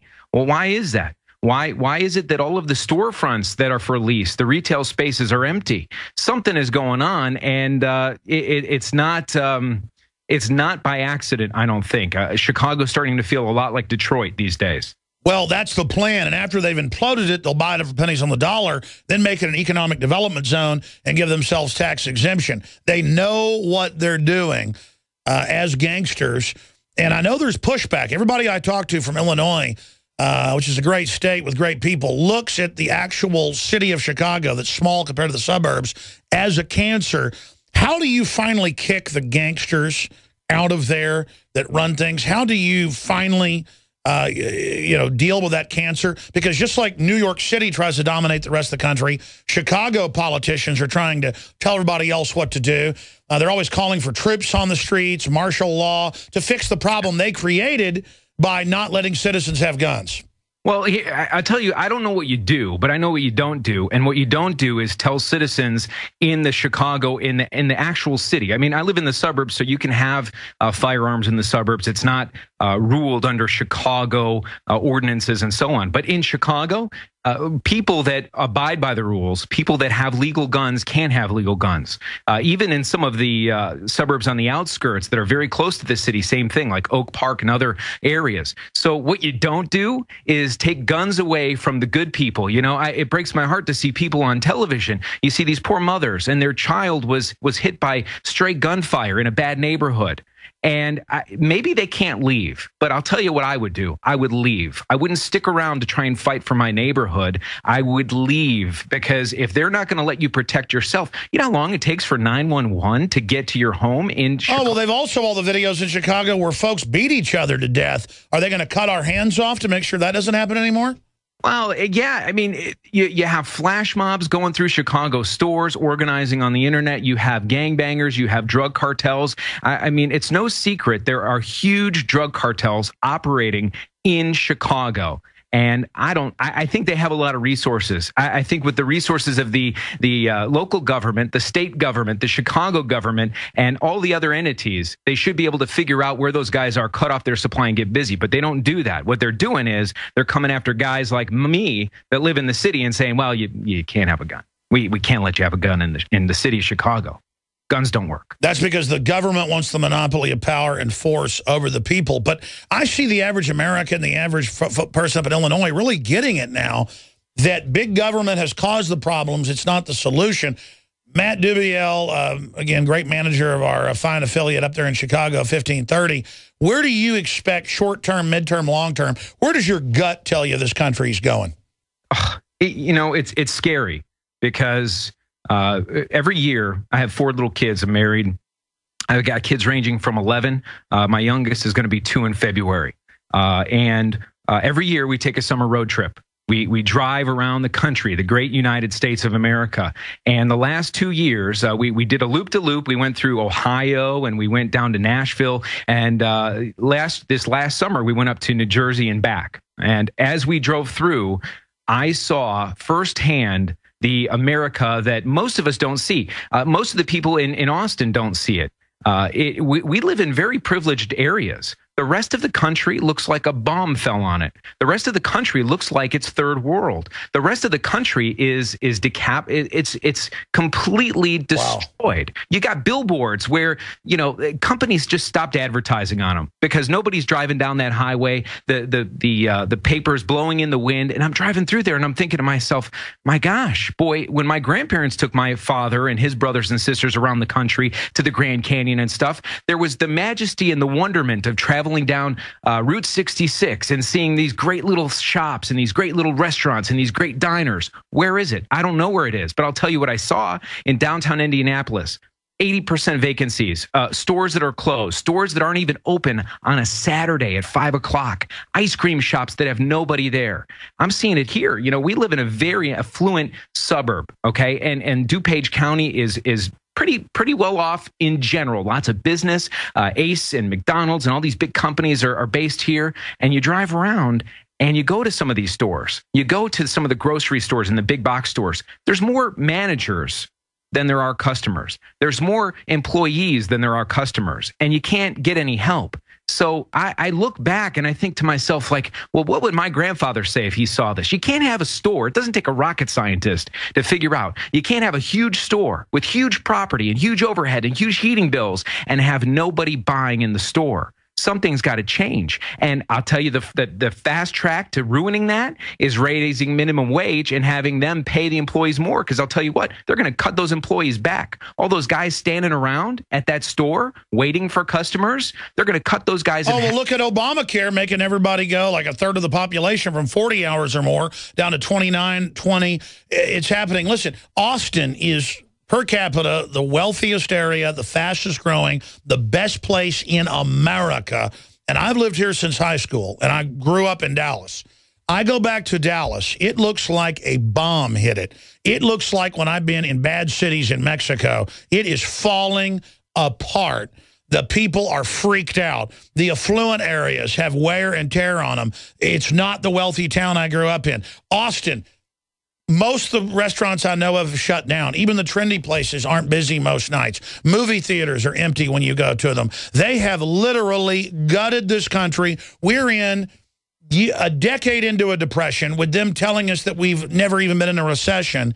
And their answer is more taxes. In fact, Mancow was telling me, and I read about this in the news, they doubled property taxes when you sell your house. I mean, is that accurate, Matt Dubiel? Well, yeah, I live in the suburbs, so Chicago property taxes I can't speak to from. Yeah, but I looked it up. They said they did it, but the point is that he had to sell his place. I mean, this is insane. Well, you know what it comes down to? The other part of Chicago is the schools are deplorable. God bless some of those teachers that are going in there. I know that there's great teachers, and this is the downside of talking about a problem that's this big. It's the big elephant in the room. And the minute you start to talk about it, great teachers feel slighted. There's tons of great teachers in there. But I got to tell you, the Chicago schools are and have been in trouble. Because the curriculum is 2 + 2 = 5, and the name father and mother is abusive. So, I mean, they're given curriculum that is meant to screw the kids up. Common Core and new math. New math was the first problem. Common Core was the second problem. And then you have to start asking yourself, well, okay, am I going to send my kids to private school? Well, okay, They're under the same curriculum now. They're accredited. Exactly, except you have to pay a premium for it. So then what are you going to do? I sent my children to Homeschool Academy 2 days a week, and they were nice Christian folks that ran it, hundreds of kids. But they said to be accredited, they had workbooks from Michelle Obama. Yeah, and then we went to another homeschool group, same deal. They've taken over, folks. I mean, we're in a cult. I'm sorry, go ahead. Well, you know, it's one of these things where you go out and you go to the movies, and if it's a popular movie here, the movie theater is packed. And then you come out of the movie theater and you look at the 5 stores next to the movie theater, there's nothing there. There used to be maybe a Jamba Juice. Exact same thing here. It's everywhere. And Alex, you call in, and I run a business, so I'm looking for space from time to time. And I know you guys have too. You call these places and they don't want to negotiate. They want to tell you, well, here's what the price is. Well, typically, call me crazy, but when supply goes up and demand. No, listen. We finally find good places to get vitamins and minerals. We call up and go, we want to buy 1,000 bottles out a month. They just go, nah, we don't feel like it. We don't want to. People don't have. I think you're hitting on it, Matt. People now don't even have the drive to be successful. And I think it's a spiritual thing. It's not just economic. Have you found that? I think it's, gosh, and I just kind of got chills. Yes, I think there's a combination of a spiritual thing. I read an article, might have been at InfoWars, about people getting anxiety from, being on their smartphones all the time and becoming connected to the web or to devices. That's right. It's causing anxiety attacks. Can the computer screen flicker, especially the new screens? Anxiety disorders are way up. Well, and it used to be we'd sit around the table, have a cup of coffee, and talk to each other. And I'm not 100 years old. I'm not here to tell you that it was so much better in the 30s. No, but you just hit what it is. It's the last decade, and the smartphones are rewiring everybody's brains, mine included. And people now don't want to talk. They want to live in la la land, looking at their little baby computer. And those of us that are somewhat resistant or immune to it, we're going to end up inheriting the earth. Because I'm telling you, the general public doesn't have interpersonal skills. They don't have work ethic. They don't have anything. I've got to hire like 10 people now to find 2 or 3 good folks. And I've got a great crew now. I know exactly what you mean. You do have a great crew, but it's a full-time job to find those great people that you have, because you have to. It's like panhandling for gold.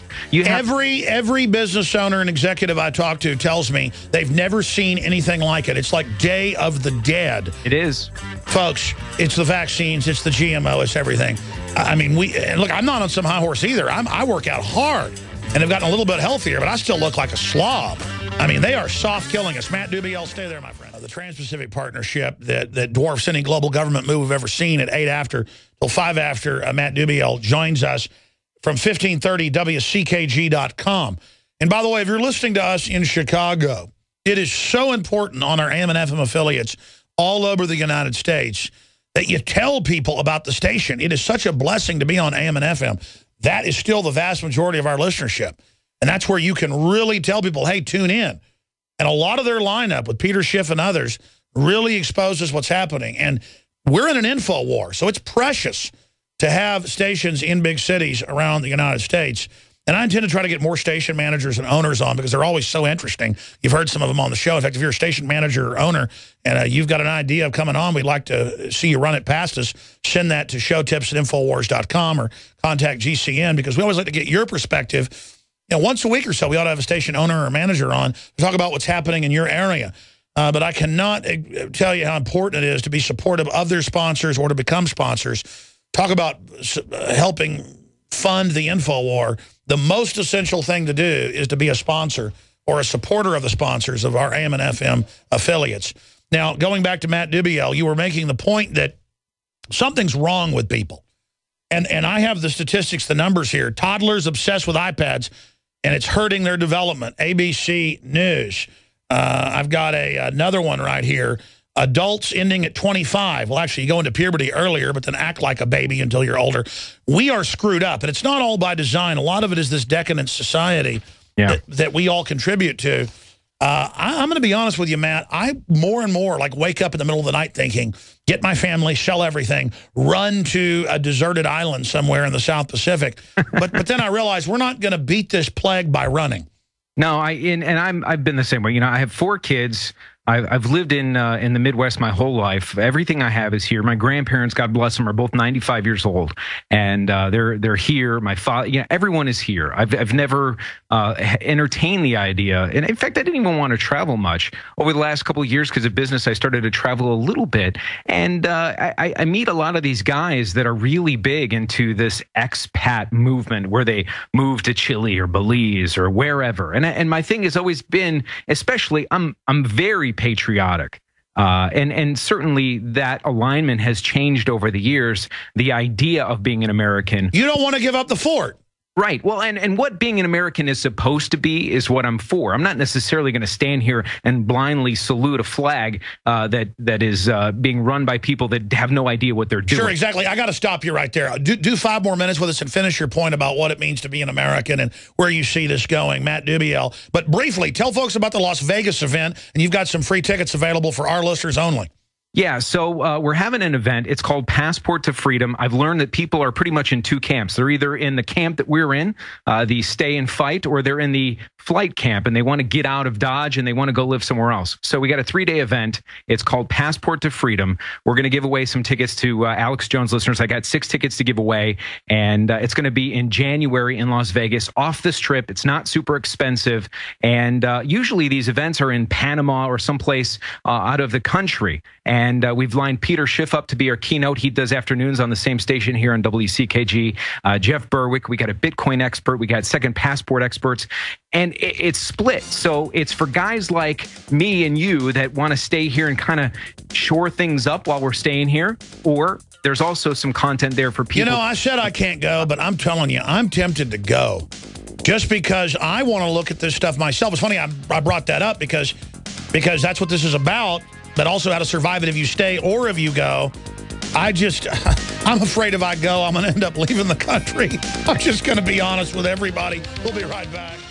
You know, I was looking at Infowars.com, and I suddenly saw an article that had like 100 comments that just went up a few hours ago, go to 570, and I didn't even have to ask. I said, is that linked on DrudgeReport.com? And I went and looked, red linked under Duck Dynasty, Pennsylvanians coerced into giving cheek swab at voluntary checkpoint. And now Sebelius says you will pay more. 45 states still haven't hit 10% of enrollment goals.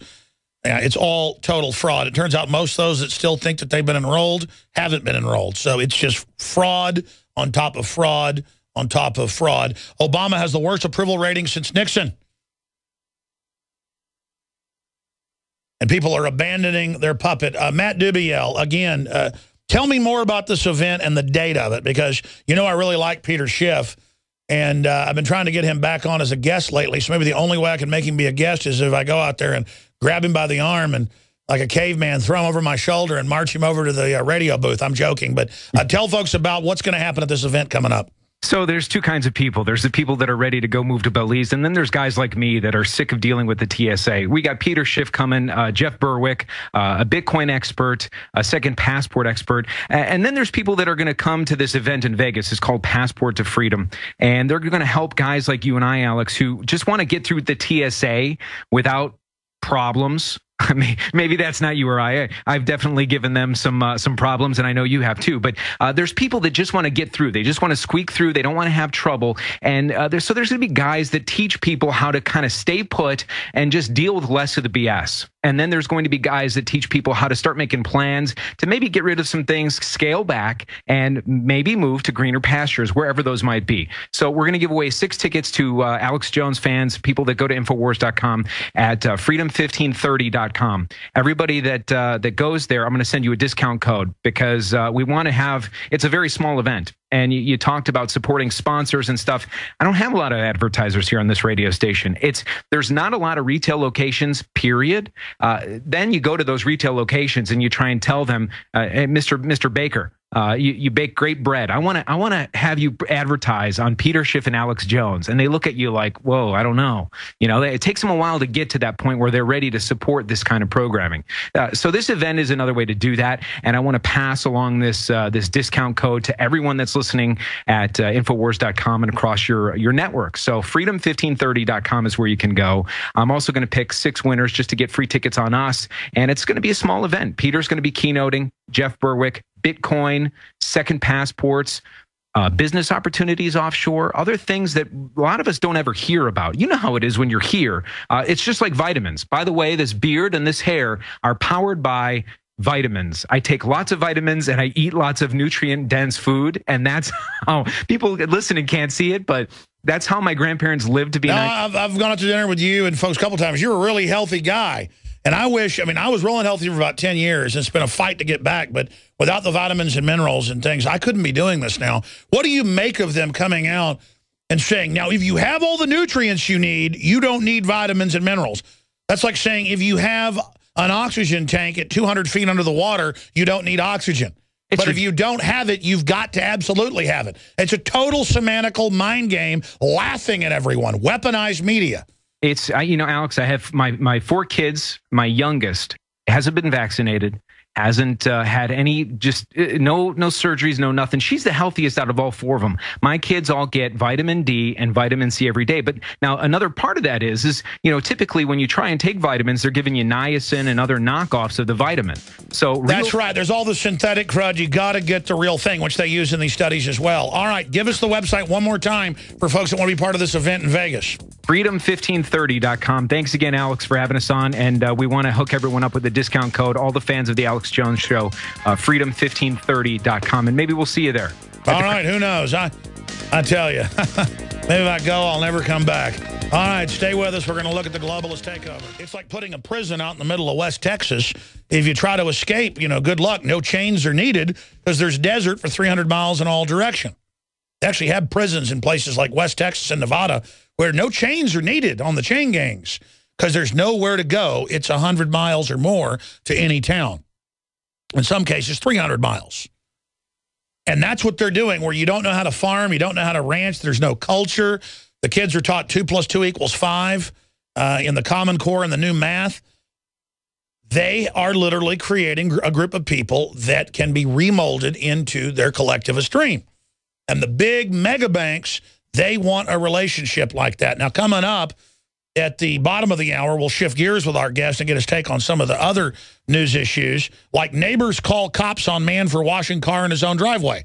That's global zoning. They got the city to pass, saying you can't wash your car in your own yard. That's the essence of tyranny. Or you can't have a lemonade stand. We're going to get William F. Jasper's take on that.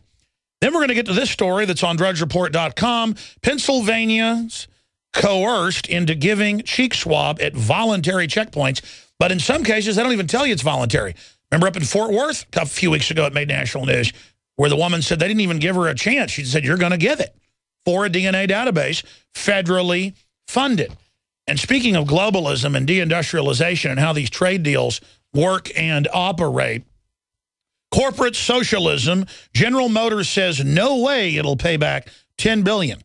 Well, General Motors got 20-something billion, but $10 billion from one of the payments is due.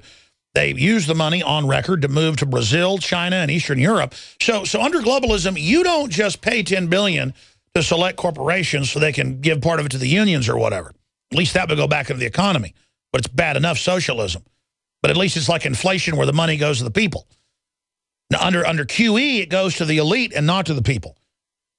And it's the same thing here, where you pay to have your job moved to authoritarian China, where their wages in many areas are going down, not up. And they have cities for the rich communist. That's an oxymoron, but that's what it is. And then they have the cities for all the poor, where you live in coffin-sized apartments, have forced abortions, and are drugged with suicide nets around the Apple Foxconn factories. But that's okay because Al Gore's on the board, and it's liberal. When Obama drops bombs or backs al-Qaeda, it's liberal. In fact, I have mainstream news articles we'll get to later where they admit, oh, U.S. getting closer to extremist. They put the extremist in the Middle East. They've been protecting them. Now they know we know about it, so they're like, oh, maybe we'll be friends with al-Qaeda. Now Homeland Security is for the Tea Party. Now, I wanted to get William F. Jasper, senior editor at the New American Magazine, on to talk about this new partnership with Asia. Just like NAFTA and GATT, they have the Atlantic Trade Partnership, but they have this Trans-Pacific Partnership that almost all of it's secret. Parts of it have been released by moles via WikiLeaks, and it's exactly what we expected to see, like we saw in the Banff Canada documents that were released in 2007 that are in my film Endgame, where you have the top 100 corporations or so there, and the leaders of all the executive branches there, and a bunch of lawyers, and the governments literally take orders there, and they write it up where power is transferred to these corporate boards. And that's what globalism is private corporations exempting themselves from the regulations, the taxes, lobbying for higher taxes on their competition, and then consolidating the economy. In fact, we'll put his article up on screen for TV viewers if you want to go check it out. They also produced a video that we linked to on Infowars.com yesterday, where William F. Jasper breaks it down. Great video, great article to send out to folks. Trans-Pacific Partnership, TPP, bigger and more dangerous than Obamacare. And I agree with him. And even the Huffington Post said it's authoritarianism by Obama, because it's a total power grab on free speech, on markets, on taxes, on every front. And there's not even any news coverage except for Ron Paul talks about it, we talk about it, William F. Jasper talks about it, Drudge Report talks about it, WorldNet Daily talks about it, the libertarian constitutional media talks about it, but no one else is discussing it. Until the last few weeks, finally, we're getting some coverage because, man, I tell you, you talk about hidden in plain view and sneaking it through on us. Now, let me tell you who William F. Jasper is as he joins us. He's a graduate of the University of Idaho and joined the staff at the John Birch Society in 1976 as a researcher and current senior editor of the New American. And again, his parents back in the 70s were getting into the anti-New World Order movement and were anti-Vietnam War. And he was like, man, that's like commie or something, to kind of boil down what he said before in an hour interview. Then he went and researched as a smart, graduate student, everything they were saying and found out it was true and said, well, I better join the fight against it. And so that's his story, and he's an author, filmmaker. He's the author of United Nations Exposed, Global Tyranny Step by Step, the United Nations, the Emerging New World Order, and he joins us to break down the de facto world corporate government. First time I learned about Agenda 21 in 1992 from William F. Jasper. First time I learned about the UN and these biospheres, William F. Jasper. And so he joins us now to talk about, am I wrong in saying, William, the mother of all globalist power grabs so far, this trans partnership with Asia? Well, there's so many of them. When you look at the TPP, Alex, it's a subset of the World Trade Organization. So I guess you could say that the World Trade Organization is the mother. itself is the mother. And of course, it is really a progeny of the United Nations. So the United Nations ends up really being the mother of all power grabs. And all of these things, the IMF, the World Bank, the World Trade Organization, flow from it. But the TPP, the Trans-Pacific Partnership, which, as you pointed out, Americans are just learning about now. We've been writing about it and talking about it for the last couple of years. But it has now reached the point where President Obama, in his State of the Union address earlier this year, said that he wanted it passed by the end of the year. And that's what they were pushing for. So we've had a victory of sorts in that it looks like they're not going to be able to even sneak it through during a Christmas sneak attack, which is when many really bad pieces of legislation have gone through. However, they may try by the end of the year to push through Trade Promotion Authority. And people who remember the NAFTA fight, the CAFTA fight, all of the SPP, Security Prosperity Partnership. Fast track. Right. That's the fast track. They want to have it pushed through Congress without debate, without any amendments, without any kind of conditions. And that's how a lot of the congressmen who are really trying to be weaselly on this will say, well, I voted for the fast track, but I'm against the trade agreement. Well, if they push through the fast track, it almost then becomes a sure thing that it's going to be eventually passed. That's right. And when I say the mother of all, obviously David Rockefeller and and Cecil Rhodes are the mother of it all. But when I see what's in these documents, and that's only one part of the larger plan, it's the biggest grab I've seen and the biggest transfer directly to private corporate interest towards corporate global government. Right. This is an incredible grab for power, an unconstitutional transfer of power, if we allow this to go through, of international and multinational corporate takeover of government functions, legislative, executive, and judicial at the federal, state, and local levels. And let me tell you, it will affect all of those, as we are seeing these previous trade agreements, NAFTA, CAFTA, dozens of these agreements that have gone through. In one of I did a series of video commentaries, you referred to one of them there, which are going to be coming out on the TPP all week and next week, breaking down different parts of them. But you'll recall that when we were fighting NAFTA, here it is almost 30 years ago, we were saying, hey, this is going to be a transfer of power. It's an attack on our sovereignty. We are going to be having international legal tribunals, courts, deciding on American law, on state law, on our national law, on our local laws. And we were laughed at. We were scorned. All of the people, Republicans and Democrats. This is a bipartisan treason. Al Gore made all his jokes. The Bushes made jokes. It was all very funny. Oh, this is all about prosperity. This is about trade, about opening up new jobs, etc. It has nothing to do with anything that's going to sacrifice any of our sovereignty. 10 years later, in 1992, 10 years after it passed, then we had cases brought against American companies, and they were being decided by NAFTA courts. In fact, NAFTA courts were overriding American courts. That's right. And now we're going to break, and now look at how we've been deindustrialized, because the globalists could just put regulations on us that China wasn't following and then transfer the jobs. William F. Jasper's our guest. We're going to come back to him. And I haven't gotten to the big issue yet. The big enchilada in this whole deal is, remember, this agreement's been negotiated for years. It's totally secret, and Obama will not release it to anybody what's in it. So understand that. It's not just a power grab. We don't get to know about it. So we're going to get William F. Jasper, the expert on this, to break it down. We'll also tell you how to go to the New American Magazine online and get it and how to subscribe. You should subscribe to the New American. Invaluable magazine. You should subscribe to InfoWars magazine as well. Hard copy magazines that you can hand out to people to wake them up. People really pay attention to print now because print is so rare. I don't know how long they've been publishing their magazine, 25 years or something. It's got to be.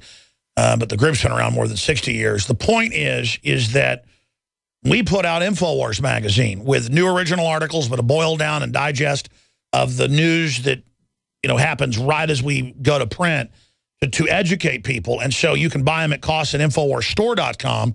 And we still got some of the December issue left to hand out to friends and family. Big color, glossy magazine, factoids, images. Buying somebody a book about the New World Order, they may not read it. But you buy our magazines for like $1.50 a piece at cost. You hand them out to folks or give a gift subscription. The shipping's included in the price. We've got a discount running right now. And somebody will get 12 of these mailed to their doors.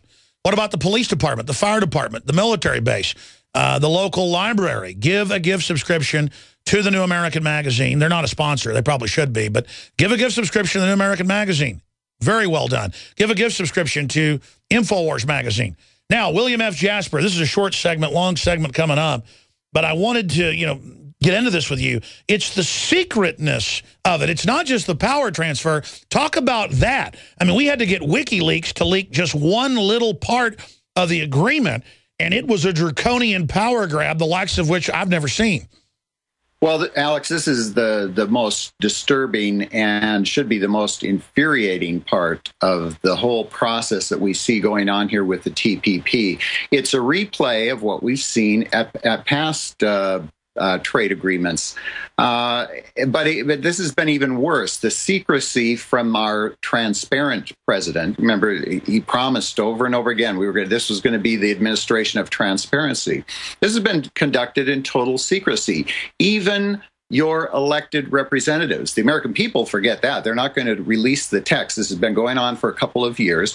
They have these negotiation meetings going on with hundreds of representatives of corporate America and foreign corporations, big labor unions, NGOs, the big Sierra Club, Natural Resources Defense Council, all of the big approved representatives. So these are the NGOs who are going to go along with all of this.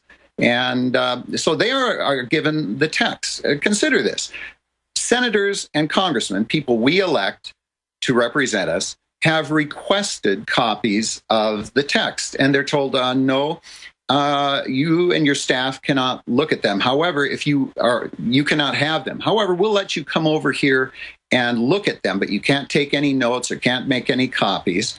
However, representatives of corporations and labor unions, they're given a secure website and a passcode. They can log on and go through the documents at any time. This is outrageous. It shouldn't be tolerated here in our country.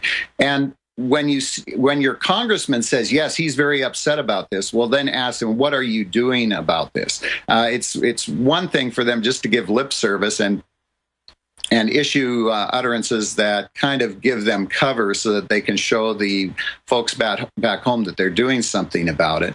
But they really aren't if they don't force this out into the open. They need to subpoena those things. Here's where the real breakdown is, and this is with the media. And of course, this is no surprise to you, Alex, but we're seeing the same thing here that we did during NAFTA, CAFTA, and all the WTO battle, all of these things. The major media have jumped on board with this. They'll offer some occasional criticism of the process or of the actual product, but overall they give complete support to it, and or they just simply cover it up. They don't report on it. And this is true with most of the so-called conservative talk radio. If they're not outright in support of the so-called trade agreements, they simply ignore it and allow it to pass unopposed. So right now, we can get into some of the actual details that they're not telling us about. One of the things that came out, you mentioned the WikiLeaks. So here we have to rely on a whistleblower releasing some of the text to WikiLeaks to find out about it. None of our congressmen or senators have gotten anything, and none of them have been gutsy enough to subpoena and go to war over this. Imagine wanting to know about policy and a foreign group deciding our law. Let's stay there and come back with that and then tie it in to this web, this spider's web. What's at the center of the New World Order web with NAFTA and GATT and the World Trade Organization, the IMF, the World Bank, the UN, the Bank of England, the Federal Reserve, And what is their ultimate end-game goal? How do we stop them? With William F. Jasper, I'm Alex Jones. Infowars.com is the real media. Okay. And I want to get William F. Jasper's take on the waterfront, other things that are happening, where the state of the battle is, and things briefly. But remember,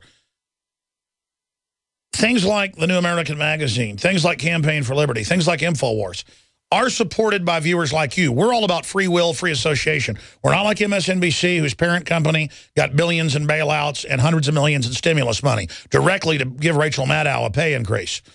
We're not like NPR, in some years getting 400+ million, sometimes more, of taxpayer money, sometimes as low as 200 million. And then they're still running around begging for money all day when it's literally underwritten by David Rockefeller, pushing anti-family, anti-liberty, anti-self-defense. These people are enemies. They're not well-meaning liberals. They're authoritarian dirtbags, and the Republican leadership is bought off by them. That's why we got George P. Bush saying he's a Tea Partier now.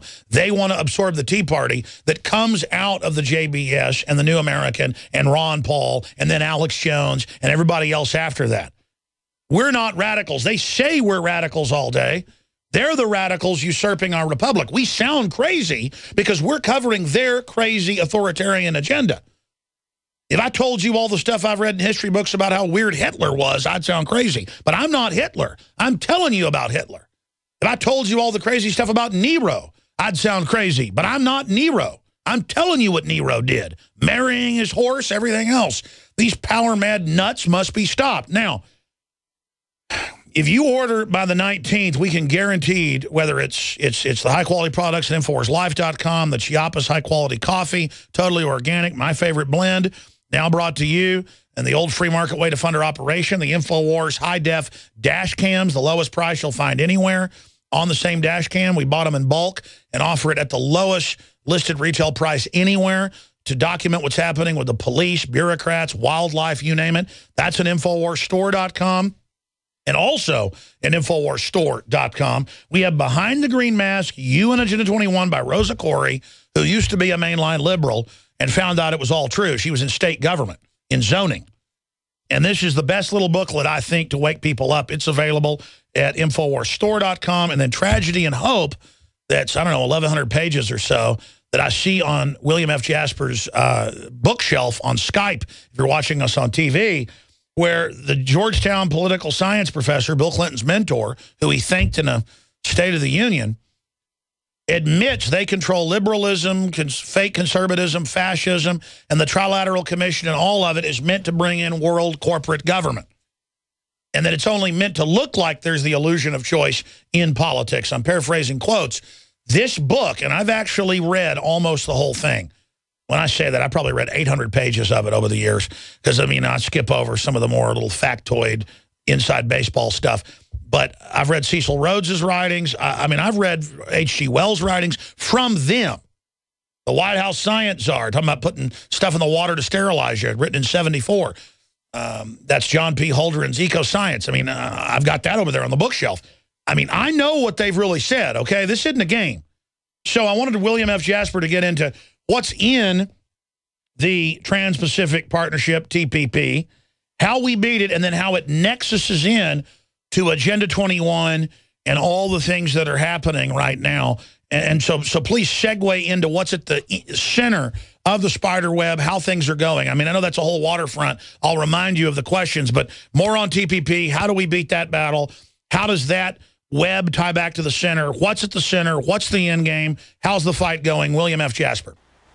Well, Alex, first of all, the TPP, we have to realize, as bad as it is just a stepping stone. And we have that in that same phrase, stepping stone, transition, by one of the architects of it, C. Fred Bergsten. C. Fred Bergsten is one of the big men in the Council on Foreign Relations, who is the chief brain in the brain trust known as the Peterson Institute for International Economics. And he said in an essay, which I quote in a couple of my articles, that the TPP, the Trans-Pacific Partnership, which now includes 12 countries, we can run through the list of the countries if you want, but it is just a stepping stone to the FTAAP, the Free Trade Area of the Asia Pacific, which will include dozens of countries all around the Pacific Rim. Again, it's important to remember that even what we have learned, as bad and as frightening as it is, and as it should be to Americans who treasure freedom, it's just the tip of the iceberg. It is a process. They intend for it to keep evolving. And if you read the literature regularly of the Peterson Institute, of the Council on Foreign Relations, the Brookings Institution, you see that they are plan on having this continually evolve with increasing structures of governance. Governance is a big thing for them, global governance, and that is just kind of a euphemistic way of saying global government, world government. And they say this quite openly in some of their publications. But so they're talking about transferring economic power and global political power, legislative, executive, and judicial, to global institutions, eventually all to the United Nations. The World Trade Organization plays a very important transition role in all of this, overseeing trade. But as we've pointed out, and as you were hinting at there, this so-called trade agreement deals, as the U.S. Trade Representative Office even admits on its website, only deals about 20% of the whole agreement deals with trade issues. So if it's a trade agreement, what are all the other issues that it's dealing with? Well, it goes on their website, says that it deals with, I'll just read you some of the things there. It deals with customs, it deals with intellectual trade, it deals with taxation. It goes through a whole list of things that they deal with, virtually everything that is outside of trade, and that state, local, and federal laws. It is governance with NATO as the UN army. So what's at the center of the spider, and what is their end game if they get planetary rule?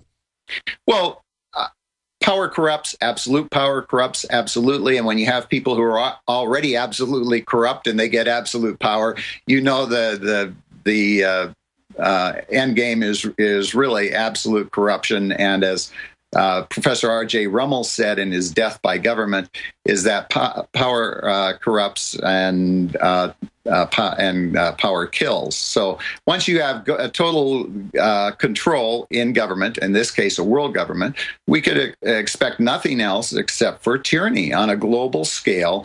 And with that, genocide, which we've always seen whenever you have total absolute government on a global scale. And so this is a very dangerous thing. People will think we're exaggerating when we say that, but look, our founding fathers recognized that. They said guard with jealousy the public safety and the public liberty. So we're supposed to be jealous about these things. We're supposed to be prudent and recognize whenever government is taking steps to expand its power that we better slam it back down if we're going to remain the masters instead of the slaves or the servants. So this is a very dangerous thing. And whenever they operate in secrecy, they do not want us to know what they're doing. That is what you call a clue, that this is not something that is going to be... Sure. I mean, you guys are trailblazers who pointed out the Vietnam War was meant to create artificial dissension, bankrupt the country. You guys got attacked by the left and the right and demonized when your parents were part of the John Birch Society because you were so effective and so on target. And I've noticed the John Birch Society since then has been ultra-conservative about the info you cover. And I'm not criticizing you, you're trailblazers, but now you guys are always on the cutting edge of exposing the new attack, but very calmly, very focused, but at the same time, almost not even hammering it as bad as it is, because the system came after you back when they had media superiority and dominance. They don't have media superiority and dominance anymore. They're losing it. And I wanted to ask you, where do you think the world is today? Because here's an example. It's on drudgereport.com. He's coming up in about 20 minutes. Klayman, the man who took on Obama and won with the NSA, stunning revelations, dirty tricks. NSA sent out emails that he never wrote. Guys, will you print me that? This is the kind of stuff they do to me. I get calls, and then we track it back to government sources and corporate. People send out threatening emails, faxes, attacks, say things I never said, edit what I say, lie about what I say. But the thing is, it doesn't work anymore. When they would attack me like this 10 years ago, it would hurt me. Now, even the unintellectual and uninformed go, wait, if the system is attacking you, you must be good. So what I'm saying is, like I told Politico a few years ago, I said, if you want to hurt Rand Paul, start agreeing with him and endorsing him. That will destroy him. Because people aren't sophisticated enough that have just woken up. They're awake, but not to exactly what's happening. It's kind of like you wake up, you're half asleep, you're figuring out what's going on. I said, the only way to destroy us would be to endorse us, but you don't do that because you're so arrogant. And so what I'm saying here is you guys were right. You were right about it all. And then you're almost, not you, but some other folks, almost apologetic when you break down the diabolic nature of this when you guys were always aware of it. So what is the state of the world and what is the center of this? And you said corrupts absolutely. Well, sure, it's forced world population reduction. But where do you fighting these guys for several decades and standing on the shoulders of folks that have been fighting it, really the first to analyze the enemy attack profile, along with Cleon Skousen and others. What really, William F. Jasper, is the editor of that magazine, what do you really think about the fight? What do you really think is at the bottom of the rat hole? Well, in reference to the TPP, it's very clear that one of the things that came out in the WikiLeaks thing is that they're trying to shut down all independent media, such as yourself, such as our thing, by implementing SOPA and ACTA under different names. SOPA, the Stop Online Piracy Act, ACTA, the whatever one that was. Both of those were aimed at these were legislation in Congress to shut down the internet and to shut down independent media. And thanks to an outpouring of citizen effort, that legislation and others like it was defeated in Congress. And then Aaron Schwartz got hung. Right. And so now they're trying to implement it in this trade agreement, sneaking it in.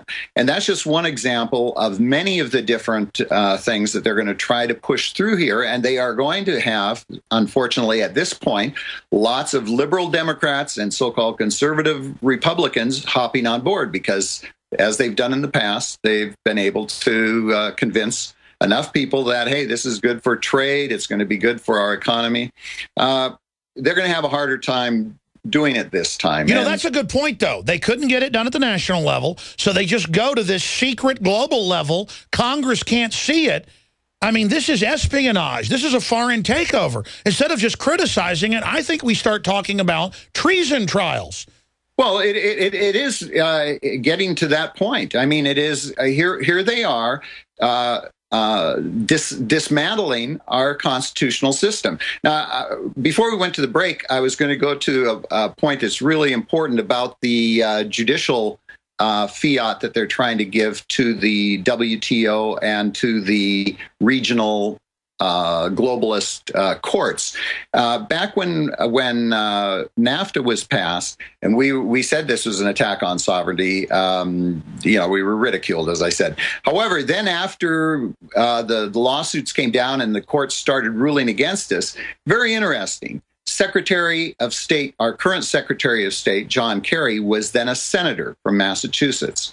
And he started getting pummeled by constituents saying, hey, what's going on with this? This court is overruling our Massachusetts state court. And here's what he said. He said, well, back when we debated NAFTA, nobody was saying anything about Chapter 13. That was the chapter that dealt with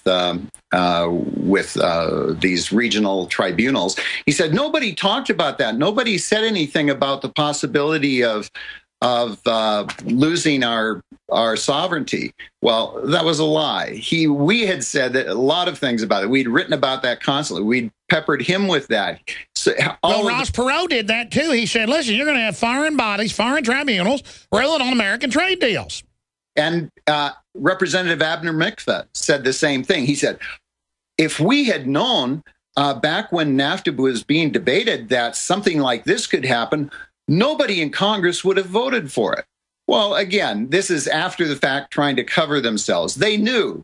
They had been apprised of this. It was actually in the writing. They could tell. We pointed it out. It's in Chapter 13. Read it. Now, all of a sudden, they pretend like, well, gee, we never saw that. Exactly. So now they just keep it secret, the next phase of it.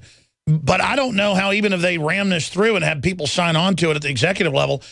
Well, that's my next issue. What do you make of Obama? And I know he's a puppet, but he's setting the precedent.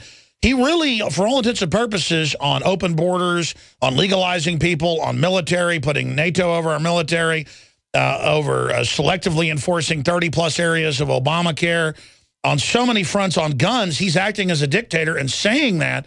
What do we do about that? Because now the precedent's being set for the executive to be dictatorial. Well, unfortunately, Obama's push in all of these areas and all of his very frightening executive orders. I mean, anytime the president issues executive orders, and this was one of the first things when I first came into the movement I had never heard about before, was really executive orders, and I didn't realize the whole unconstitutional nature of the executive branch issuing executive orders like they've been doing for decades now. President Obama has taken this to a whole new level, and unfortunately a very dangerous level. But he could not have accomplished what he has done. Nobody would have stood for all of his executive orders that he's issued so far if he had already not had the ground laid for him by... Exactly. They've laid the foundation. Now he's building the house, and now whoever moves in after him, it's going to be even worse. I mean, this is... And here's the problem that we have, is that too many Republicans say nothing and object very little, if at all, when a President Bush Republican issues these executive orders, similar executive orders. And then they go all crazy when Obama does. The Democrats do the same thing. Those who were just apoplectic over George Bush's executive orders have been very... That's right. That's right. It's total partisan gangster politics instead of being principled and living in reality. But I think that's starting to change. Final segment with William F. Jasper straight ahead. Then the man who just won in court against the NSA, Larry Klayman, to work with the globalists. Canadian River artificially sweetened. Researchers find elevated levels of sugar substitute compounds in waterways and drinking water. That, of course, is the NutraSweet, as its brand name is known, aspartame. William F. Jasper's with us for 5 minutes in the next hour. Then Larry Klayman with breaking news is coming on. You know, it's not just that my, quote, smartphone, my spy phone, has gone crazy before. I've had it hacked before with someone in there typing and sending people emails in front of me. And I've had to get rid of the phone multiple times. And then it takes the government a while to dial into the new one and jack it and mess with it. This happened to Klayman. We'll talk to him about it. This is what it's like when you deal with these globalist criminals. This is living in the real world.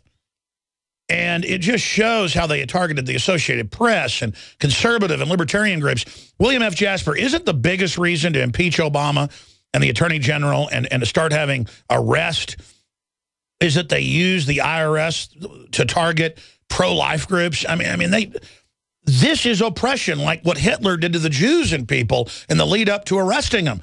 There isn't much more they can do after this. And then they're domestically gearing up with Homeland Security for, quote, the Patriot threat. What do you see coming in the future of this fight?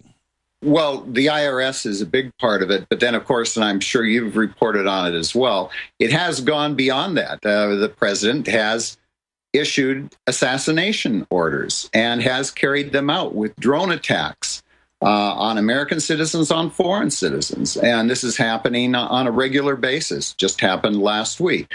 So that is one of the most really outrageous acts that he has been carrying out, is actually making Americans used to accepting that the president can name enemies and then use our military and police assets to have them killed.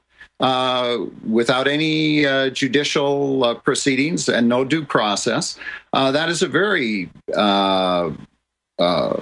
frightening development. And that's gone further. Again, then George Bush was able to go with his executive orders. So, and that is a very definitely an impeachable area for him, impeachable offenses, and there are multiple offenses.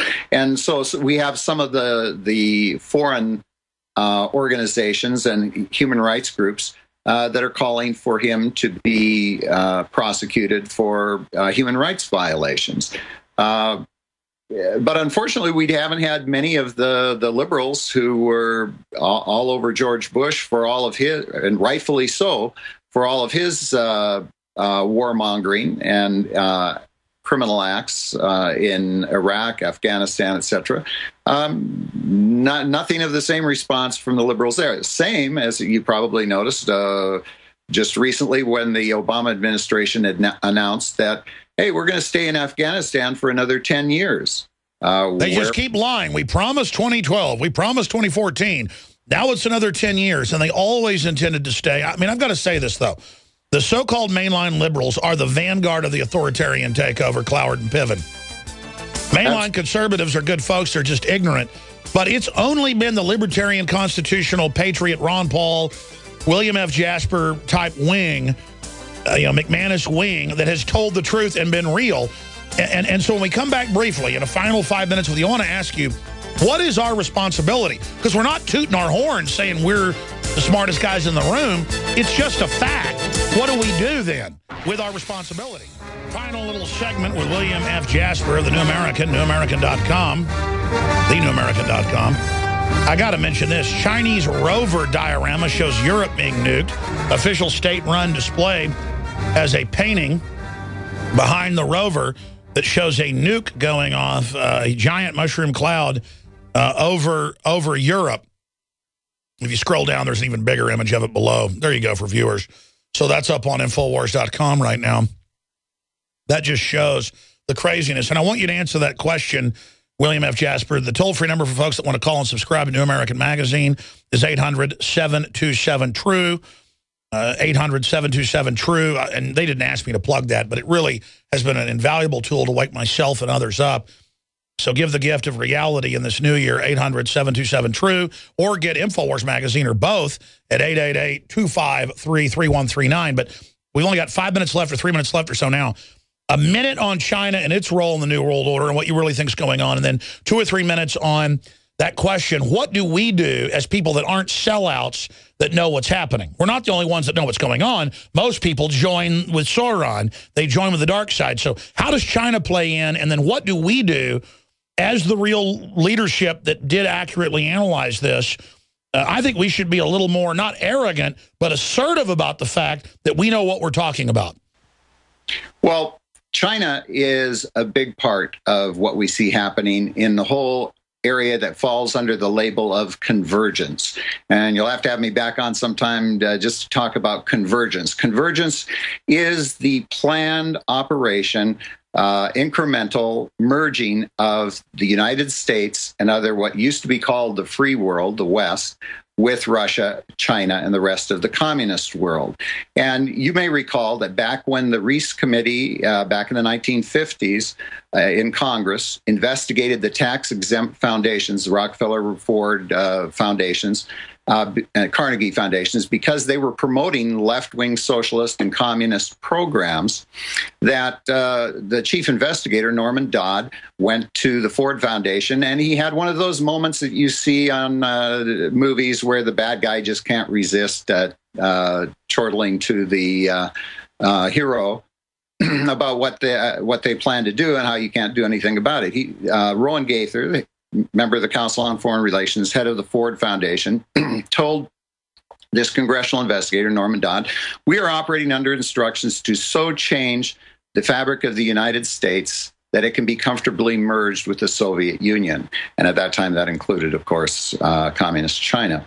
And how was that going to be done? Well, it was going to be done by changing the economics and political structure of the United States, transferring all of our economic industrial base to China, to Russia and to other countries, so that... And that's what they've done. I'll get you on in the new year, guys. Book him in the first or second week to do a whole hour on convergence and to go over those committees and those documents. This is on record. In the next minute and a half, what do we do, and the listeners do that are informed, because we really do have the answers to this? What do we do? Well, first of all, we expose them, which is what you are doing, what we're doing at the New American. First, let people know what they should be already aware of, but the mainstream media is not telling them. So we have to get this out to all of our friends and neighbors. And one of the ways to do this is to go to thenewamerican.com, and right there on the top of our menu bar of our website, you will see a menu item called Voting Index. And we put this out quarterly, and it shows all the votes of members of the House of Representatives and Senate on all the key issues, such as we're talking about here, so that people will actually be able to know how their congressman, their senator is voting, not rely on what they are telling them at election time. This is a critical year, 2014. 2014 is critical. That's what Drudge has said. Everything happens this year. William F. Jasper, thank you. We'll talk to you again in the new year. In fact, right now, or we'll call you later today and then book you for the second week or so of January when we have a huge audience. God bless you. Thank you so much. We're going to come back with Larry Klayman. Thank you. And now he has really turned up the heat with Obama, because it's just the orgy of Constitution violations has become dictator level. And even mainline news is having to admit that. So he's a real trailblazer, and I'm very thankful that he was able to give us 10 minutes today. He joins us live. Here's the headline. CNN, judge, NSA domestic phone data mining, unconstitutional. Who brought the case? Who won it? When everybody else has been failing? Larry Klayman. And then if you continue, Politico says Larry Klayman crows on NSA win. We hit the mother lode. I'm glad he's proud of defending the Republic. And then a stunning revelation from man who sued NSA. Dr. Corsi writes about it. And we also learned that they sent out emails that he didn't actually send out to let him know they were watching him. That's the good old boys at the National Security Agency that we know are spying on the Tea Party, the Associated Press, pro-life groups, giving the data to the Justice Department and the DEA and others to harass the liberty movement. Those of us that aren't authoritarians. We don't like fascism. We don't like socialism. We don't like communism. Everybody else can live under that horrible tyranny, like North Korea. We want to live in America. And we're not terrorists, and we're not the bad guys for being right about the NSA spying. So joining us is Larry Klayman to break down his stunning victory in the federal court. Please tell us about the case, the ruling, what happened, the harassment you've been under, and where this is going. Larry, thank you.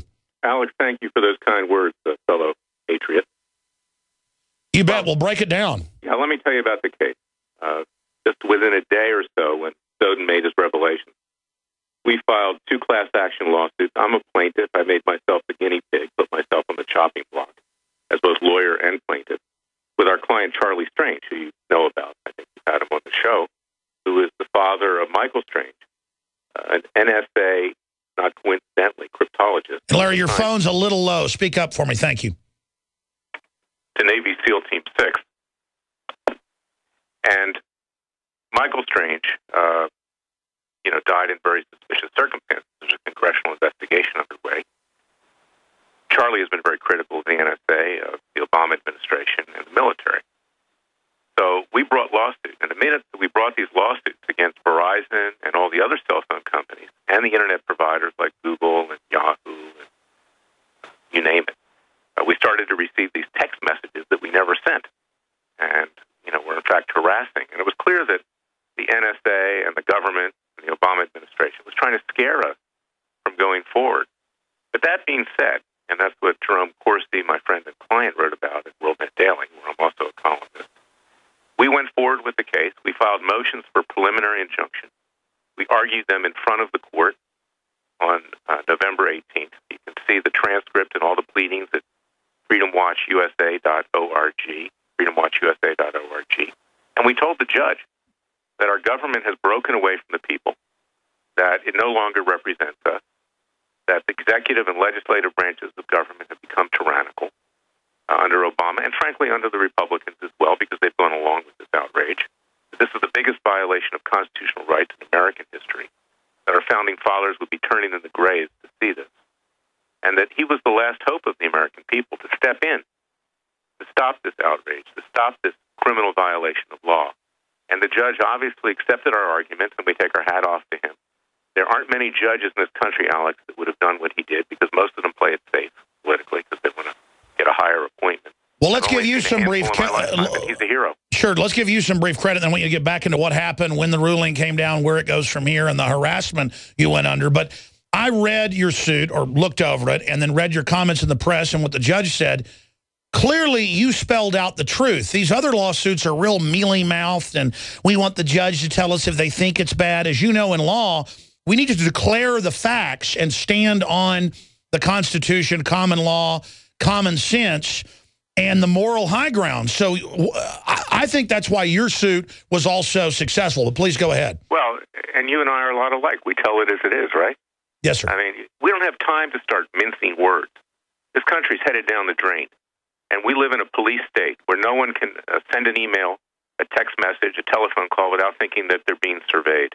And that has a coercive effect. It enslaves the American people and keeps us down, so we can't criticize the ruling establishment. And that's what I told the judge, and he obviously agreed with me. And if people want to read that decision, it's at freedomwatchusa.org.